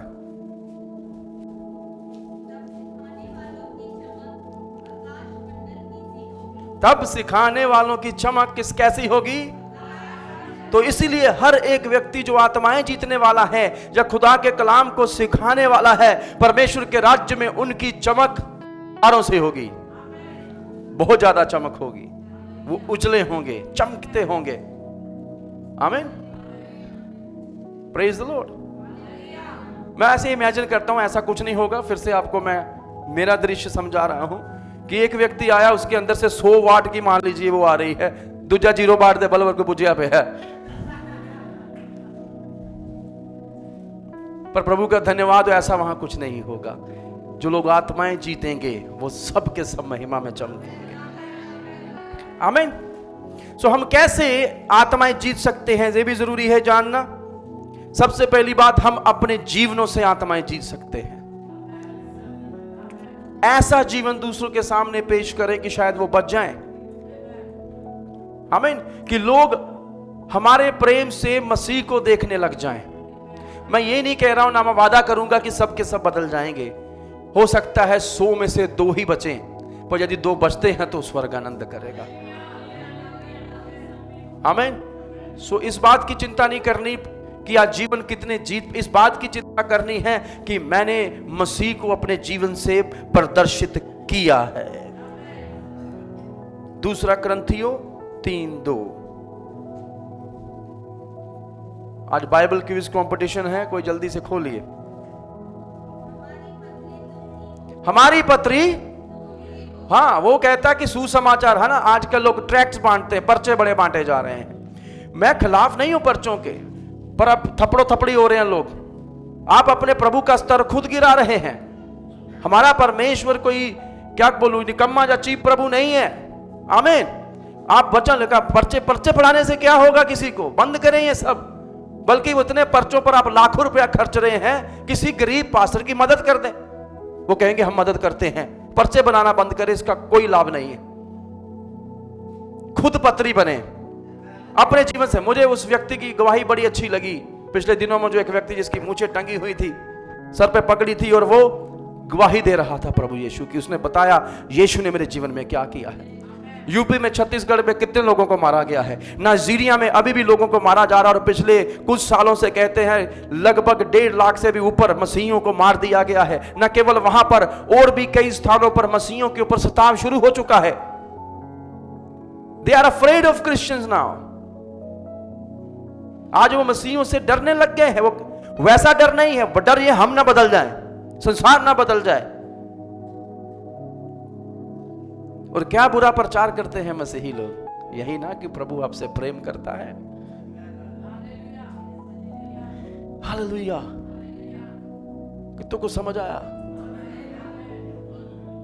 खुद पत्री बने। किसी को मुड़कर कहें स्वयं पत्री बने।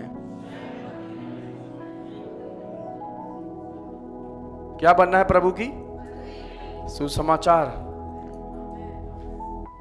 एक प्रभु के दास ने कहा, लोग बाइबल में लिखे हुए सुसमाचार पहले नहीं पढ़ेंगे, सबसे पहली पत्री जो वो पढ़ेंगे वो आप हैं। और इसलिए पौलुस कहता तुम हमारी लिखी पत्रियां पढ़ो।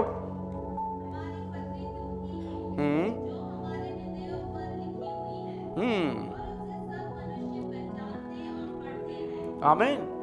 सो लोग आपको ऑब्जर्व करते हैं कि उत्ते ते बड़ा सत्संग करन दिया है, गल्लां तेरियां बहुत वड्डियां वड्डियां ने, आंसू इसके जैसे कोई बहाए, हर गल इत्थे रखी हुंदी।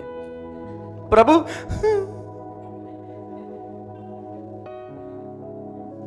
मैं नहीं बोल रहा हूं रोना गलत है, प्रभु के साथ हम इमोशनल हो जाते हैं, पर मैं ये कह रहा हूं कि अपने जीवनों से हम सही बातें प्रदर्शित करें। मेल खाना चाहिए हर एक चीज, हमारा बोलचाल, हमारा चाल चलन। चलिए 3 चीजें कहें, 3 चीजें। हाथ, हैंड्स, हेड, हार्ट, ये एक ही अलाइनमेंट में होना चाहिए। आमीन। मैंने कुछ लोग देखे हैं, दिमाग कहीं है, टांग कहीं जा रहा है, जाके ठुके। होता कि नहीं ऐसा? तो सब चीजें जब एक स्थान पर होती हैं, हम तभी पूरी गुणवत्ता से काम कर पाते हैं। प्रभु आपको आशीष दे। आइए आगे बढ़ जाइए। बाइबल कहती है जब तुम पवित्र आत्मा पाओगे तब मेरे गवाह ठहरोगे। प्रेरितों का काम 1:8 में। अब वो गवाही मैं अक्सर बोलता हूं बोल के दी जाती है, और आपको जाकर बाइबल नहीं खोल लेने की, पूरी उत्पत्ति से प्रकाशित वाक्य बताने लगे।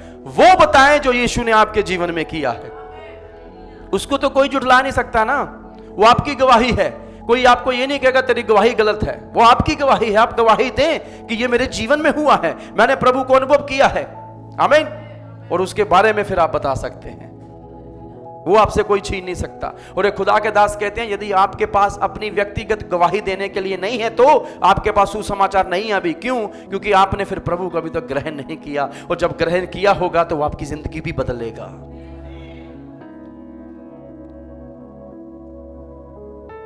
आगे बढ़े। फिलिपियों 4:15-16-17, ये थोड़ा और बढ़िया है।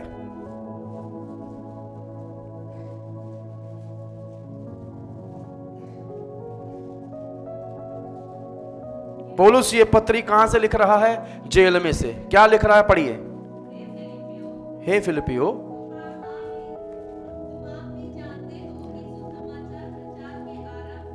हाँ, हे फिलिपियो, हे कलीसिया, सब लोग, तुम आप ही जानते हो कि सुसमाचार के आरंभ में, हाँ, जब मैं मकिदुनिया से विदा हुआ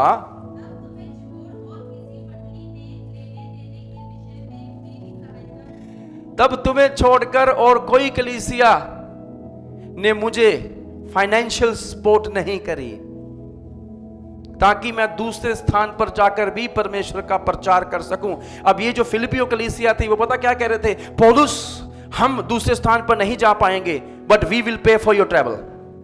हम पेट्रोल का खर्चा दे देंगे, हम डीजल का खर्चा दे देंगे, हम खाने का खर्चा दे देंगे। Whatever you need we will provide, you go and preach the gospel there.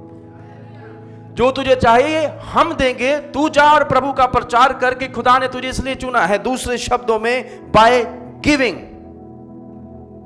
कैसे आत्माएं जी सकते हैं? When you give to somebody, उसको दे जो उस सेवा में है, अपने दशमांश और ऑफरिंग्स के द्वारा, जैसे ये फिलिपियो की कलीसिया किया करती थी। आमीन। ताकि प्रभु का प्रचार हो और प्रसार हो। वो आयत पूरी कर दें। हाँ, अब यही कलीसिया कौन सी? फिलिपियो। वो कहता है मैसेदोनिया से वहां जाना था, उसके बाद मैं थिस्सलुनीका में भी पहुंचा। फिर तब भी तुमने मेरी, हाँ, मेरी घटी पूरी करने के लिए, हाँ, उसने मेंशन ही किया क्या भेजा था। पता कि तुमने कुछ भेजा था, एक बार नहीं, और ये पौलुस के बिना कहे भेजा गया है। That you go and preach the gospel। आप जाओ शिक्षा दो, आप जाओ मसीह के बारे में सिखाओ, आप जाओ डिसाइपलशिप स्कूल करो, आप जाओ देशों को छुओ। हम नहीं जा पाएंगे, हम अपने काम में व्यस्त हैं। But we can support you, क्योंकि आपने इस काम के लिए अपने आप को अलग किया है। स्पोर्ट फुल टाइम मिशनरी, पूरी रीति से जो सेवा में है, और आपकी कलीसिया में तो है कोई, है ना? Praise the Lord. कितनों को समझ आ रहा है? नहीं आ रहा समझ? आ रहा कि जा रहा है? हाँ जी, ये समझना चाहिए हमें मिलकर। कुछ लोग अक्सर मुझसे पूछते हैं कुछ चीजें शुरू करने के लिए, मैं अक्सर बोलता हूं कि आई एम बिजी देयर, जब प्रभु मुझे वहां से मुक्त करेगा मैं इधर हो जाऊंगा। And I am praying these days. आप भी दुआ करिएगा, ठीक है? आगे बढ़ जाते हैं अब। तीसरा मुकुट। पहला मुकुट कौन सा है? जीवन का मुकुट। किसको मिलेगा? जो मृत्यु तक विश्वास योग्य, those who are victor. The crown of victory भी कह दो इसको तो बुरी बात नहीं है, बट जीवन का मुकुट है। दूसरा मुकुट आनंद का मुकुट है। हालेलुया।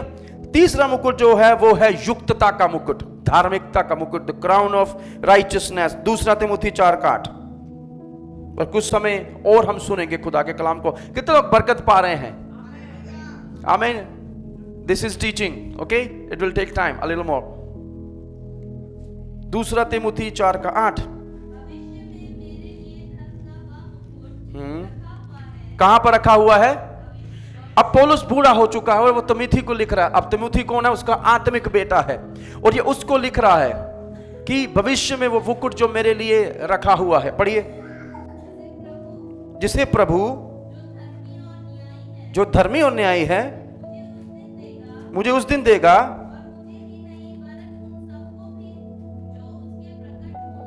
के दिन को प्रिय जानते हैं। यीशु आने वाला है, इस दिन को जो प्रिय जानते हैं, वो कहता है परमेश्वर उन सबों को कौन सा मुकुट देगा? धर्म का मुकुट देगा। ईसाई धर्म का मुकुट नहीं है ये, माफ कीजिएगा। आजकल मैं कुछ मुकुट देखता हूं लोगों ने बनाया, उसके ऊपर क्रूस भी बना दिया है। मैंने कहा आपको कैसे पता वहां क्रूस लगा होगा? मुकुट देगा लिखा है, इसकी और बात करेंगे। चलिए, मुकुट के लिए जो शब्द इस्तेमाल हुआ है पता है वो कौन सा है? स्टेफेनोन। स्टेफेनस सुना है? ये वही नाम का अर्थ है, क्राउन, मुकुट। और ये मुकुट जो है तब दिया जाता है जब इसे कमाया जाए आपकी महिमा के लिए और आदर के लिए, क्योंकि आपने इसको अर्जित किया है। आमीन। तो ये वो मुकुट है, यहां लिखा है ये धर्म का मुकुट है। आमीन। तो ये किनको मिलेगा? ये उनको मिलेगा जो प्रभु यीशु के उस दिन को आने को क्या जानते हैं? प्रिय जानते हैं। अर्थ क्या है? अर्थ ये है कि कुछ लोग अपना जीवन जी तो रहे हैं पर उस दिन का इंतजार वो नहीं करते, और इसलिए वो बेफिक्री से जीवन जी रहे हैं। पाप भी कर लेंगे कोई दिक्कत नहीं, घात भी कर लेंगे कोई दिक्कत नहीं। और हमारे साथ ऐसा हो जाता है।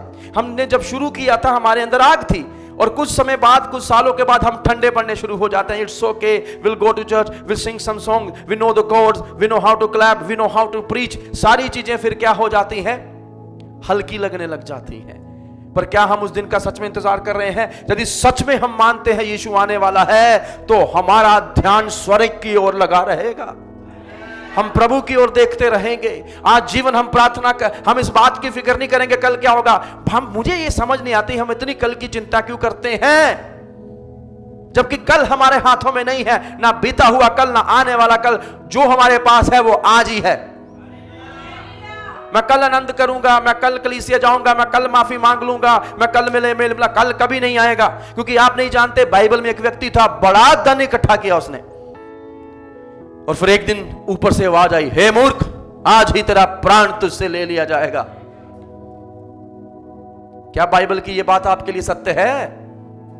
मैं ये नहीं कह रहा हूं सेविंग करनी बुरी बात है, मैं ये कह रहा हूं जब उस सेविंग पर हम आश्रित हो जाएं कि जो भी होगा। मेरे कुछ बच्चे हैं वो बड़ा अच्छा शब्द इस्तेमाल करते हैं, मुझे भी कर लेना चाहिए आज के प्रचार के लिए, बुढ़ापा pension. Do we really know that we are gonna get old? क्या हमको पता है कि हम बुढ़ापे तक पहुंचेंगे भी कि नहीं? एग्जाम्पल्स हैं हमारे पास। हमने खोया है अपने प्रियजनों को, हमने सोचा भी नहीं था ऐसा कुछ होगा। क्या वो तैयारी नहीं कर रहे थे? क्या उनके आगे एक सुरक्षित भविष्य नहीं था? क्या हम बड़ी सारी बातें, हम प्लान्स नहीं बना रहे थे क्या? और आज वो हमारे बीच में, फिर इतनी फिक्र क्यों करनी है कल की? पर मैं ये भी नहीं कह रहा हूं सारे जहान से कर्जा लेने के कल देखी जाएगी जो होता है ना ऐसे। कुछ लोग कहते हैं मैंने तो मर ही जाना है। आजकल लोन्स के साथ वो भी हो जाता है, क्या कहते हैं उसको, इंश्योरेंस। सारा काम किस पे डाल दिया? इंश्योरेंस वालों पर। और इसलिए कुछ लोग मर भी जाते हैं कि चलो घर वालों को तो कुछ मिल जाएगा। मैंने ऐसी भी कहानियां सुनी है जहां पर पत्नी ने अपने पति को दवाइयां देनी शुरू कर दी कि मर जाए, इंश्योरेंस का पैसा हमें मिल जाए।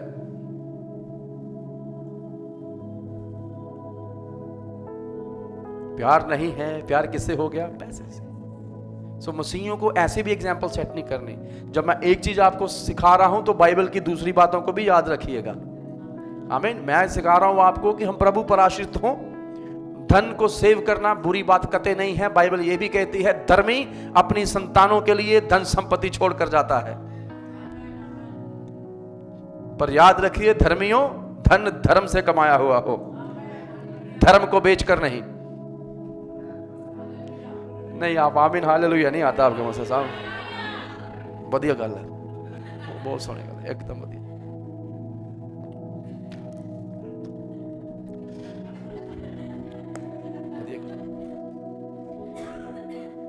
हम ऐसा ही करते हैं, आनंद से सुनते हैं, जड़ नहीं पकड़ता। पथरीली भूमि, जड़ पकड़ ली, बढ़ा ही नहीं। वो कीट गुड़ारे वाली भूमि कि वचन ग्रहण करने की और बढ़ाने की क्षमता है अंदर, पर चिंता, भोग विलास, जीविका का घमंड, ये सारी चीजें जो है उस वचन को भी खा जाती है। और कई तो इतने अच्छे हैं कि जैसे बीज बोया गया, गिरधारी लाल जी नाल ही बैठे ने। मेरे कई बार मैं मजाक करता था मेरी मम्मी से, मैंने मम्मी को बोला मैं ये गाना जो बना हो ना मेरे नाल नाल चले नहीं गिरधारी लाल, मैं मुझे लगता गिरधारी लाल शैतान है। कईयों के नाल नाल ही चलता कि वचन बोया गया नाल ही चुक के लै जाता फड़ा। सुना अब पछताए क्या हुए जब, हाँ कुछ लोग दांत पीसेंगे। बाइबल की कहावत है ये, ऐसे ऐसे करेंगे, बाइबल लिखा फिर अब दांत पीसना होगा। ऐसे से होगा, चल जाने चंगा है हुण प्रभु जी तैयारी नहीं की तू ही आ गई प्रभु जी, 10 दिन दे थोड़ा जिहा। प्रभु ने कहा दसिया ही मैं। प्रभु जी कब बताया था? पास्टर सतवन चिंग चिंग के प्रचार कर रहे थे। मेरे लोग प्रचार कर रहे थे, टीवी में पर आ रहा था, इंस्टाग्राम की जब रीलें घुमाता उसमें भी तुझसे बात करी मैंने। और तेरा ध्यान उस वचन पर नहीं गया जो अगली रील थी ना ऐसे ऐसे वाली, तूने उसको अच्छे से देखा, उसको तूने लाइक भी किया, पर जो व्यक्ति परमेश्वर की बात कर रहा था उसकी ओर तेरा ध्यान नहीं गया कि चलो ये तो इतवार को भी सुन लेते हैं।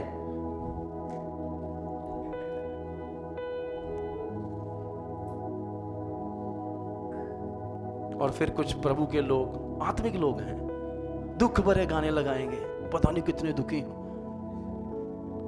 जिंदगी उजड़ गई इनकी। पहले पहले मसीहों के गाने होते थे, जिंदगी मेरी बदल गई, आज का जिंदगी मेरी उजड़ गई। कितने खुश हो रहे हैं आप लोग, हैं? प्रेज़ द लॉर्ड, हालेलुया, आमीन। पौलुस कहता है धर्म का वो मुकुट मेरे सामने रखा हुआ है, क्योंकि वो प्रभु के आने को प्रिय जानता था। उसकी प्राथमिकता उसका प्रभु था। अब ये नहीं है कि वो बाकी काम नहीं करता था, बाकी भी जिम्मेदारियां बखूबी निभाता था जो खुदा का कलाम सिखाता है। हम भी अपनी जिम्मेदारियों से ना भागे। एक मैं आंटी को जानता हूं, वो पूरा दिन प्रार्थना करती है, वो मरियम बन चुकी है, पर मार्था की जिम्मेदारियां भूल गई कि घर में और भी है जिनको खाना बनाकर देना है। ये पूरा दिन प्रार्थना करने वाली औरत है, चिंता ना करे। मैं उनकी नहीं बात कर रहा जो व्यापार करती हैं, बेचारी कई दुखी भी हो जाती है मुझे सुनकर। अब ये व्यक्ति जो है, समझ रहे हैं क्या है, ये पूरी दिन प्रार्थना करने वाली औरत है, पर घर की बाकी जिम्मेदारियां नहीं निभा रही। और मैं एक ऐसे भी व्यक्ति को जानता हूं जो पूरा दिन प्रचार करता है पर अपने बाल बच्चों के लिए रोटी नहीं कमा रहा। दोनों जरूरी है ना, कि नहीं जरूरी है? प्राथमिकता परमेश्वर है, उसके बाद परिवार है, और उसके बाद पर तीनों ही सेवकाइयां हैं। हालेलुया, आमीन। अपने परिवार के लिए मुहैया करना भी आपका कर्तव्य है। अपने परिवार को खाना खिलाना, पकाना, वो सब आपके कर्तव्य हैं जो एक माता पिता निभाते हैं। हम बच्चों को भी सिखाते हैं, फिर वो बच्चे भी आगे करेंगे। और बाइबल इन चीजों के लिए सिखाती है। नीति वचन 31 आए कि जो औरत है वो खाली व्यापार नहीं करती, वो सुबह 4 बजे उठकर खाना भी बनाती है। वो नहीं पढ़ा किसी ने? और उसका पति जो महासभाओं में बैठता है, इसका मतलब वो भी व्यक्ति वो नखट्टू नहीं है, काम करने वाला व्यक्ति है, महासभाओं में बैठ रहा है, बड़े बड़े लोगों के साथ उसका उठना बैठना, क्योंकि वो फलवंत आदमी है। दोनों काम करते हैं तो फलवंत हो गए हैं, आमीन। और उनके बच्चे भी अच्छे हैं, खुदा का भय मानने वाले हैं। पर बात वहां स्त्री की गई है, स्त्री घर बनाने वाली होनी चाहिए। यह आपकी जिम्मेदारी है। और आदमी की जिम्मेदारी प्रार्थना करे, घर में जरूरतों को पूरा करे। पर मैंने कई बहनों को देखा जो नौकरी करती हैं, रोती रहती हैं। आदमियों को मैंने रोते हुए नहीं देखा इस बात में। रोटी तो कमा के लानी है, वो कहते हैं जी हमारी जिम्मेदारी है। नौकरी करती हैं पर चिंतित हैं। मैं अभी तक कुछ ऐसी बहनों से नहीं मिला जो नौकरी करके बड़ी खुश थी। सबका केस नहीं है ऐसा, कुछ का तो है। पर यदि जो भी कर रहे हैं खुशी से करें, हर्ष से करें, आनंद से करें, जिम्मेदारी से करें, प्रभु की महिमा के लिए करें, ऐसे करें कि आप इसी के लिए बने हुए हैं, फिर ही फलवंतता आएगी। और बाइबल कहती नहीं है क्या, जो कुछ भी तुम करते हो ऐसे करो जैसे मसीह के लिए कर रहे हो। तो फिर घर में बर्तन मांजना भी आपकी आराधना का ही एक रूप हो जाएगा। Have you ever imagined this? आप बर्तन मांज रहे हैं, प्रभु आपको प्रतिफल दे रहा है, क्योंकि आपने उस घर की जिम्मेदारी अच्छे से निभाई है। आप खाना बना रहे हैं, ये समझते हैं कि मैं प्रभु की सेवा कर रहा हूं, उस खाना बनाने के लिए प्रभु बरकत दे रहा है। आप अपने ही घर में सफाई कर रहे हैं या किसी की मदद करें, whatever you do, हालेलुया। कितनों को समझ आया? प्रभु आपको बरकत देगा। Do it for Christ, do it for the Lord, तो सब अच्छा हो जाएगा। प्रभु आपको बरकत देगा। किसी को कुछ सिखाते हैं, देते हैं, do it for the Christ, प्रभु ही हमें प्रोत्साहन देगा ऐसा करने के लिए, आमीन। अब जो बंदगी हुई थी मैं फिर से बताऊंगा। भाई लोग तो उनके परिवार के लोग लगे हुए थे काफी 2-4 दिन से, पर मैं भी वहां पर 12:15 पहुंच गया था। 4 से 5 घंटे में वहीं पर था। पासवान ऐसा नहीं करते, वो कहते जाकर तैयार करो, हम प्रचार करने आएंगे। पर मैं इसलिए करता हूं क्योंकि मैं जानता हूं इन बातों का भी परमेश्वर मुझे प्रतिफल देगा। एक जो फट्टा भी हिलाया गया वहां पर खुदावन ने वो भी देखा है, because we do it for the Lord, खुदा के लिए हमने किया। और इसलिए परफेक्शन में होना जरूरी है। और परफेक्शन कब आती है? जब मिलकर टीम वर्क किया जाए, आमीन। सो अगली बार जब कुछ ऐसा होता है, यदि आप उपलब्ध हैं, अपनी उपलब्धता बताएं, आगे आए, पूछे अपने भाई बहन से, क्योंकि खुदा की महिमा हुई वहां पर, हालेलुया। खुदा की महिमा हुई तो कुछ लोग रूठ भी गए क्योंकि उनकी नहीं हुई। सो पौलुस उस दिन को याद करते हुए कहता है, मैंने एक अच्छी कुश्ती लड़ी। वो अपने विश्वास की कुश्ती की बात करता है। वो कहता है, I have finished my course, मैंने अपनी उस दौड़ को पूरा कर लिया है और अब मैं अपने प्रभु के पास जा रहा हूं। मैंने अपने विश्वास को बचा रखा। He said, I have kept my faith at last. You need to keep your faith. किसी को मुड़कर कहें विश्वास में बने रहें। ये था तीसरा क्राउन। उनको मिलेगा जो प्रभु के आने की वाट जो रहे हैं, और जो उसके आने की वाट जोहते हैं वो तैयारी करते हैं, आमीन। ये उनको मिलेगा। चौथी चीज या चौथा मुकुट जो है, पहला पत्रस 5:4, पहला पत्रस 5:4, जब कौन प्रकट होगा? हाँ, प्रधान रखवाला प्रकट होगा, तब तुम्हें क्या दिया जाएगा? एक मुकुट और मिलेगा। वो तब मिलेगा जब प्रधान रखवाला प्रकट होगा। अब ये प्रधान रखवाला कौन है? स्वयं यीशु मसीह। यदि सही में बोलूं, प्रधान रखवाला, the most senior pastor, the shepherd, असली चरवाहा जो प्रधान है। हम भी उसके राज्य में चरवाहे हैं, पर प्रधान वो है, और जब वो प्रकट होगा वो कहता तुम्हें क्या दिया जाएगा? महिमा का मुकुट दिया जाएगा। और ये किनको दिया जाएगा? आगे आगे पढ़िए। हाँ, मुकुट मुरझाने का नहीं है। अब ये मुकुट किसको दिया जाएगा उसकी बात। This is the crown of faithful. ये उनका है जो विश्वासी योग्य लोगों को दिया जाएगा, जो अपने जीवन भर आज्ञाकारिता में होकर हुए, जिन्होंने जय प्राप्त करी है। और जब वो प्रधान चरवाहा आएगा वो स्वयं उनको देगा। और बाइबल कहती है ये कभी भी मुरझाएगा। मत्ती 10:41 भी पढ़ दीजिए मेरे लिए। मत्ती 10:41। द क्राउन ऑफ ग्लोरी, प्रधान चरवाहा आएगा, ये तब देगा महिमा का मुकुट। आपने वो कहानी पढ़ी है जब मूसा 40 दिन प्रभु के साथ 40 रातें बिताकर नीचे आता तो उसके चेहरे पर क्या थी? तेज था, नूर था। और बाइबल कहती है कोई भी इजरायली उसके चेहरे पर देख नहीं पा रहा था, इतना तेज था उसके चेहरे पर वो तेज कम हो रहा था। जैसे जैसे मूसा प्रभु के पास से धरती की ओर आ रहा था उसका तेज भी कम होता जा रहा था। जब तक प्रभु के पास था तेज बना हुआ था। अब जब प्रधान चरवाहा स्वयं आएगा, और सोचिए यदि वो किसी के सिर के ऊपर ये महिमा का मुकुट रखेगा तो उस व्यक्ति का नूर कैसा होगा। आमीन। दिखेगा वो भीड़ में भी।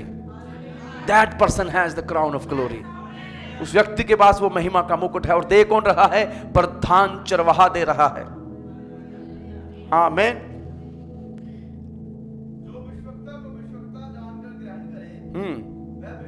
10:41। हाँ, जो विश्वक्ता को विश्वक्ता जानकर ग्रहण करे वो विश्वक्ता का बदला पाएगा। हाँ हाँ,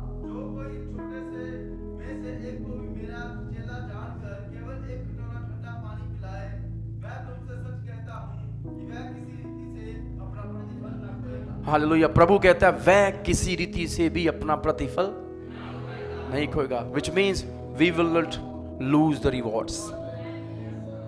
आमीन। यदि हम ये बातें करें, यदि हम भविष्यवक्ता को भविष्यवक्ता जानकर ग्रहण करें, प्रभु के दासों को वैसा ही जानकर ग्रहण करें। एक बात कहूं, कुछ लोगों को ना, प्रभु के लोगों को पास्टर जी कहने में बड़ी दिक्कत होती है। कुछ लोग कह देते हैं सर। ऑटो वाले को भी, सब्जी वाले को भी, इलेक्ट्रिशियन को भी, एसी वाले को भी, और जो बाहर कूड़ा उठाने आता है वो भी। फिर पास्टर भी कौन है?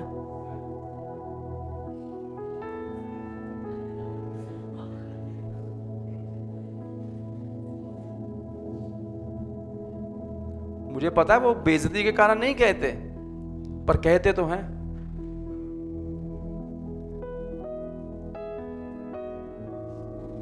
आप समझ गए होंगे। मैं आगे चलता हूं कि और अच्छे से बताऊं। सब्जी वाले को भैया, पास्टर भी कौन है? भैया। रिक्शे वाला कौन है? बस वाला कौन है? जिसको टॉप अप कराने मोबाइल दो कौन है? मिक्सी ठीक करना आया हूं पंजाबी च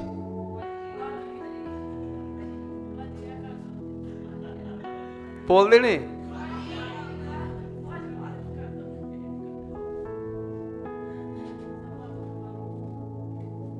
हालेलुया। आखिरी मुकुट, उसकी ओर जाऊंगा। समय काफी हुआ। प्रभु का धन्यवाद, आपने धैर्य से सुना। पहला कुरिन्थियों 9:24-25। कितने लोग को सीख पा रहे हैं और कितने लोग थक गए हैं? Praise the Lord. जो भी हमें ऑनलाइन सुन रहे हैं, हम आपको बताना चाहते हैं ये कलीसिया नहीं थकती। Hallelujah. We have that spiritual stamina to preach and to listen God's word. आमीन। और यदि आपको ऐसा अनुभव करना है, कलीसिया में आए, यहां पर बैठकर देखिए लोग धैर्य से सुन रहे हैं क्योंकि वो प्रभु के कलाम से प्रेम करते हैं। और हमारी प्रार्थना है आप भी कुछ बरकत पा रहे हैं, इस कलाम को दूसरों के साथ जरूर बांट रहे। खुदावन आपको बरकत दे। आखिरी मुकुट, पहला कुरिन्थियों 9:24-25 जी पढ़िए। क्या तुम नहीं जानते? पौलुस कहता तुम जानो। क्या तुम नहीं जानते? अभी तक अनविज्ञ बने हुए हो। हमारे लोगों की यही दिक्कत है, जानते हुए अनजान बनते हैं। अच्छा ऐसा हुआ था वहां पे? अच्छा। पर हम बड़ी सारी चीजें जानते हैं कि नहीं जानते। जितनी मसीही लोग चीजें जानते हैं ना बाइबल से, कुछ लोगों को मैंने देखा है जब वाद विवाद की बात आएगी ना, बाइबल से निकाल निकाल कर एक गीत ठीक नहीं आगे, कलीसिया से बात जबूरी गाने चाहिए देने। सुना ऐसे लोगों को आपने? नहीं सुना? कलीसिया में क्या गाने चाहिए? बस मैंने कहा बाइबल तो कहती है यहोवा के लिए एक नया गीत गाओ। तो ही 2500 साल पुराने गीत गवाए जा रहे हो। देखो वो कोई बुराई नहीं है उसमें, पर ये पक्का करिए कि जो गीत लिखे जा रहे हैं वो भी परमेश्वर के वचन के अनुसार हो। है ना? बाइबल में कहां लिखा है नाचूंगा गाऊंगा पगलों के समान?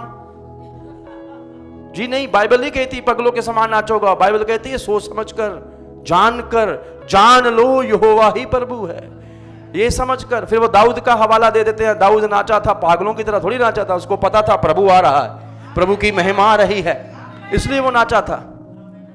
पागल नहीं था दाऊद, पगला तो बिल्कुल नहीं था। पिछले दिनों में एक और गीत में बड़ा इशू हुआ था, यही कारण था कि हम कुछ भी लिख देते हैं वो भी सही नहीं है। कम से कम हम जो बाइबल में है उसका ध्यान रखें। आमीन। फिर आप सही बातें खुदा के कलाम अनुसार लिखें। आज सुबह हमारे भाई गौरव ने गीत गाना शुरू किया। गौरव कहाँ है? Praise the Lord. तो गौरव गा रहा था, मुझे वो गीत बड़ा अच्छा लगता है, क्या दे सकता हूं। मैं अक्सर ऐसे मजाक में नहीं कहता, सच में कहता हूं, पर मैं हंस के कहता हूं। मैंने कहा जो है वो तो ला भाई। ये गाना ठीक नहीं लगता मुझे। क्या दे सकता हूं प्रभु, शुक्रिया नहीं काम चला ला। बाइबल में लिखा हुआ धन्यवाद की, हाँ धन्यवाद भेंट नहीं, धन्यवाद की भेंट जो धन्यवाद के साथ चढ़ाई जाए। धन्यवाद प्रभु।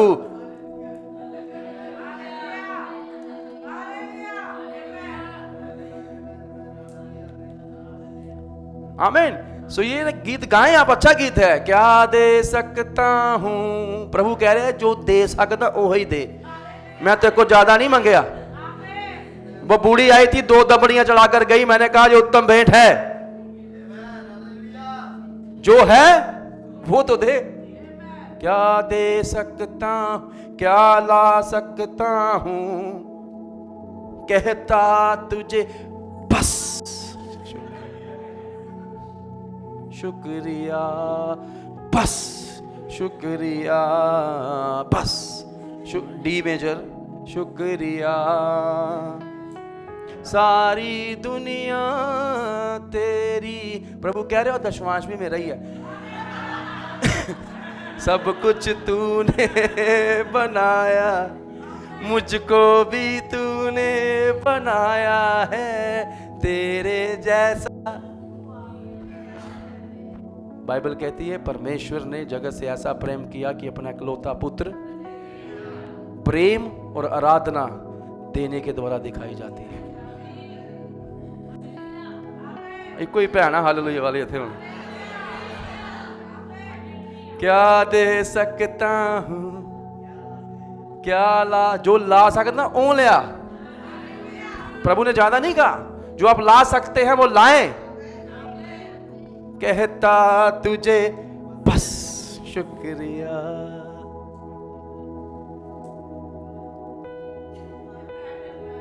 हम पर भी यीशु कृपा करना, हम हैं पापी। पापी नादान नहीं होते, पापी बड़े चालाक होते हैं, सोच समझकर पाप करते हैं। मेरी मम्मी गाती थी, हम हैं पापी महान। पापी महान भी नहीं होते।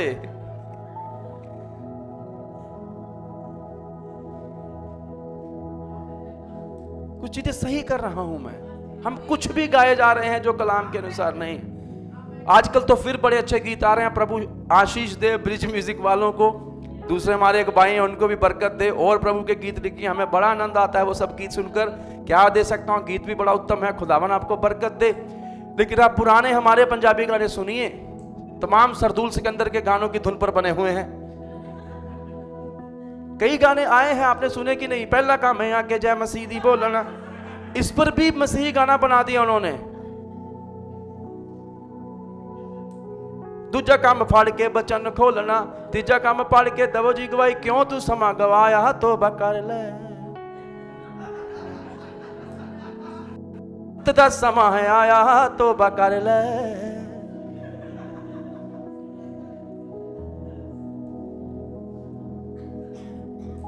एक बार मेरा एक नाइजीरियन दोस्त था, वो मेरे साथ सोया हुआ था, हम इंदौर में थे। He said, brother Sutwant, मैंने कहा yes brother, I want to sing a song for you। मैंने कहा गाओ।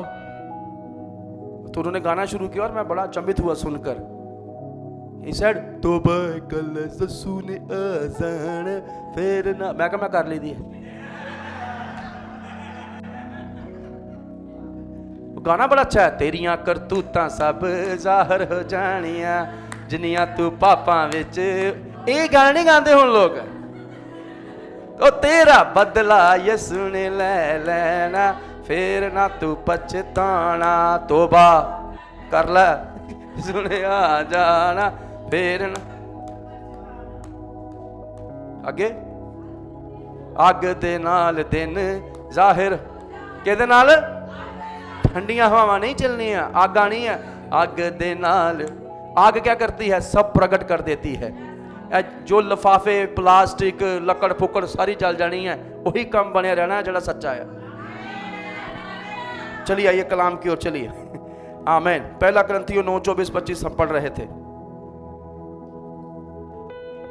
हाँ, क्या तुम, फिर वही आ गया, क्या तुम नहीं जानते कि दौड़ में तो सभी दौड़ते हैं पर इनाम, दौड़ में सभी दौड़ते हैं कि नहीं? आगे,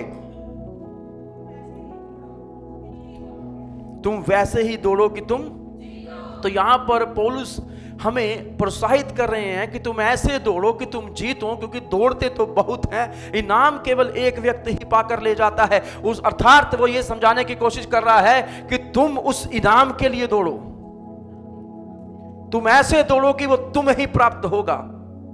और जो एक दौड़ने वाला व्यक्ति होता है ना, वो दिमाग में सोच रख के नहीं दौड़ता ज्यादा, उसके निशाने की ओर वो दौड़ता जाता है, वो बोझ उठाकर नहीं दौड़ता। आमीन। उन्होंने सबसे हल्के कपड़े शूज पहने होते हैं कि दौड़ने में मदद मिले, और उनका ध्यान केवल निशाने की ओर होता है, वो इर्द गिर्द भी नहीं देख रहे, वो अपनी लाइन ट्रैक को देखते हैं और दौड़ने लग जाते हैं। हालेलुया। और पौलुस कहता है तुम भी ऐसे ही दौड़ो। अगली आयत पढ़िए। और पहलवान भी जो है हर एक प्रकार का क्या रखता है? तो सबसे पहले उसने बात करी एक एथलीट की।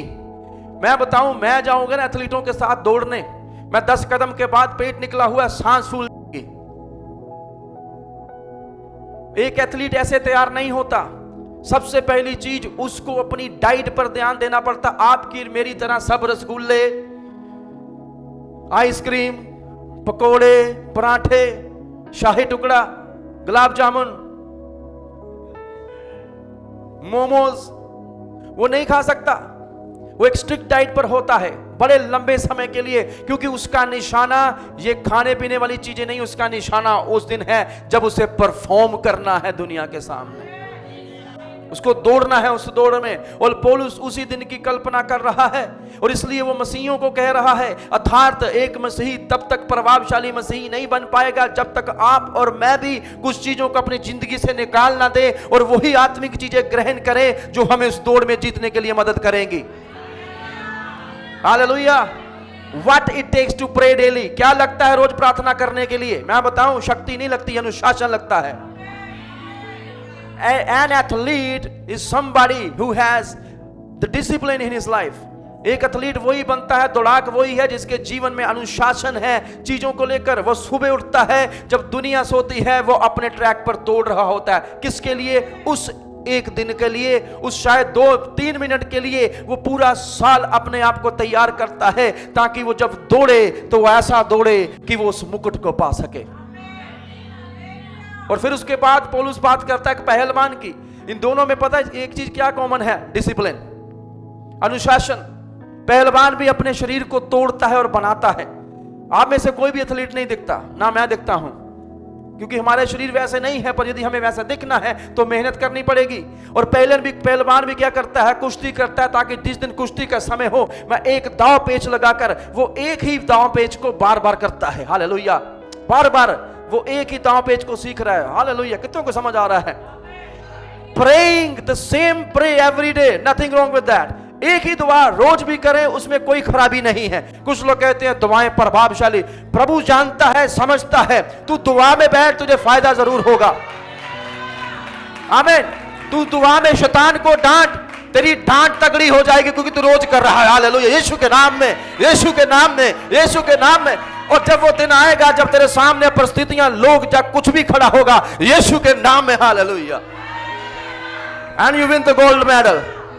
वो एक तेरा प्रयास जो तू रोज कर रहा है तुझे तगड़ा बना रहा है। तेरी वो रोज की प्रार्थना, तेरी वो रोज का बाइबल पढ़ना तुझे तगड़ा बना रहा है। आमीन। क्यों लोग कमजोर होते जा रहे हैं मसीही? क्योंकि उनके जीवन में अनुशासन की कमी है। आप अपने जीवन में अनुशासन लेकर आइए, एक ही प्रार्थना रोज करिए और उसकी समर्थ उतरते हुए देखिएगा। आमीन। लोग कहते हैं बाइबल पुरानी हो चुकी। जी नहीं, जितनी बार पढ़ो नया मिलता है। और इसी को पढ़ पढ़ के मैं पक्का होते जा रहा हूं, मैं तगड़ा बनते जा रहा हूं। आमीन। एक ही भजन संहिता मैंने पता नहीं कितनी बार पढ़ चुका हूं, एक ही अध्याय प्रचार कर चुका हूं कितनी बार, और जितनी बार मैं इसको बोलता हूं उतनी बार मेरा अंदर की जो नींव है वो तगड़ी और पक्की हो जाती है। मैं हर बार कलीसिया जाता हूं और पक्का हो रहा आता हूं। मैं संगति में बैठता हूं और विश्वास में बढ़कर आता हूं। Now you understand that? क्यों वो व्यक्ति एक ही दाव पेच को लड़ रहा है? क्योंकि जिस दिन उसकी असली कुश्ती होगी तब उसको वो दाव लगाने में समय नहीं लगेगा, क्योंकि वो रोज सीख रहा है, वो प्रयास कर रहा है, वो सही डाइट पर है, गंदमंद नहीं खा सकता। पाप में जीकर विजय मसीह जीवन नहीं जी सकते आप। और ये उन लोगों को मिलेगा जो विजयी होंगे। This is uncorruptible crown. ये वो मुकुट है जिसमें कोई भी त्रुटि नहीं है। सोचिए, आपके सर के ऊपर एक क्राउन है जिसके ऊपर लिखा हो अनकरप्टेबल। इस व्यक्ति ने अपने आप को दुनिया के साथ करप्ट नहीं किया, because he is an athlete और a wrestler of Christ Jesus.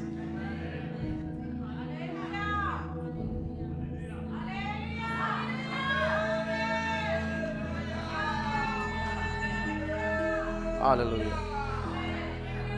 You need spiritual stamina to even sit down and listen. Hallelujah. किसी ने मुझे कहा पादी साहब ऐसा कैसे कर लेते हैं? मैंने कहा जिस बाइबल कॉलेज में था, they trained us like that. हमारी ट्रेनिंग ऐसे हुई है। आमीन। आपको खुश होना चाहिए कि आप ऐसी कलीसिया में आपको ट्रेनिंग दी जा रही हो। इस बात के लिए भी खुश होना चाहिए आपके पास समय है कलाम सुनने का। आमीन। कुछ लोग कहते हैं आप समय का ध्यान नहीं रखते। मैंने कहा समय का पूरा ध्यान है हमें। आप हमें 20 मिनट कहेंगे, 20 मिनट प्रचार करेंगे, 40 मिनट कहेंगे, 40 मिनट करेंगे, 50 मिनट करेंगे। और एक समय था जब कलीसिया में मैंने 40 मिनट की प्रीचिंग शुरू कर दी थी। मेरे लोग आकर कहते थे पादी साहब प्लीज थोड़ा लंबा करिए। आमीन। ये दिखाता उनके अंदर की भूख। कम से कम इस स्थान पर हम खुदा का कलाम सीख नहीं आए हैं। कितनों को समझ आया? इस एथलीट के बारे में समझ आया। और पौलुस कहता है ये तो उस मुरझाने वाले मुकुट के लिए काम करते हैं। अगली आयत पढ़िए।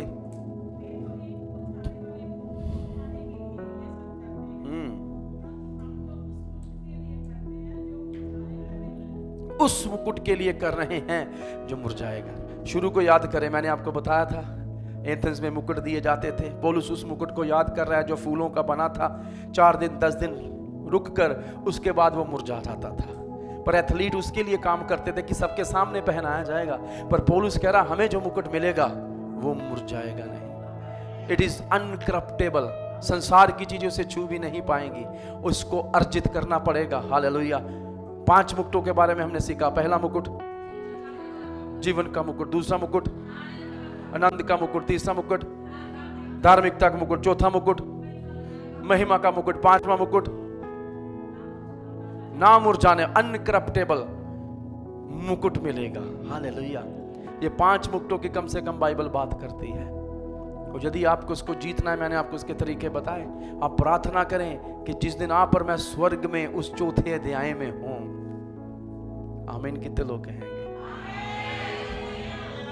मैं उठाए जाने की बात कर रहा हूं, तो हमारे पास कुछ मुकुट चढ़ाने के लिए, क्योंकि जितनी बार स्वर्ग खुला है ये पुरनिये घुटनों पर आते हैं, मुकुट उतारते हैं और उसकी आराधना करते हैं। और बाइबल में एक ऐसा भी अध्याय है जो पूर्ण स्तुति का अध्याय, और यही अध्याय है जिनमें से एक ये भी है, स्तुति की जा रही है प्रभु की वहां पर। Hallelujah, hallelujah.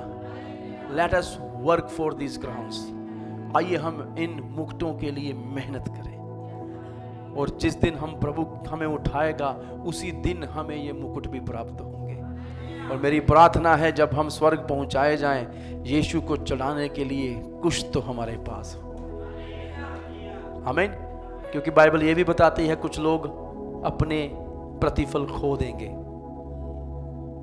मुक्ति नहीं खोएंगे, प्रतिफल खो देंगे। और यही वो प्रतिफल है जो हम प्रभु को भी चढ़ाएंगे।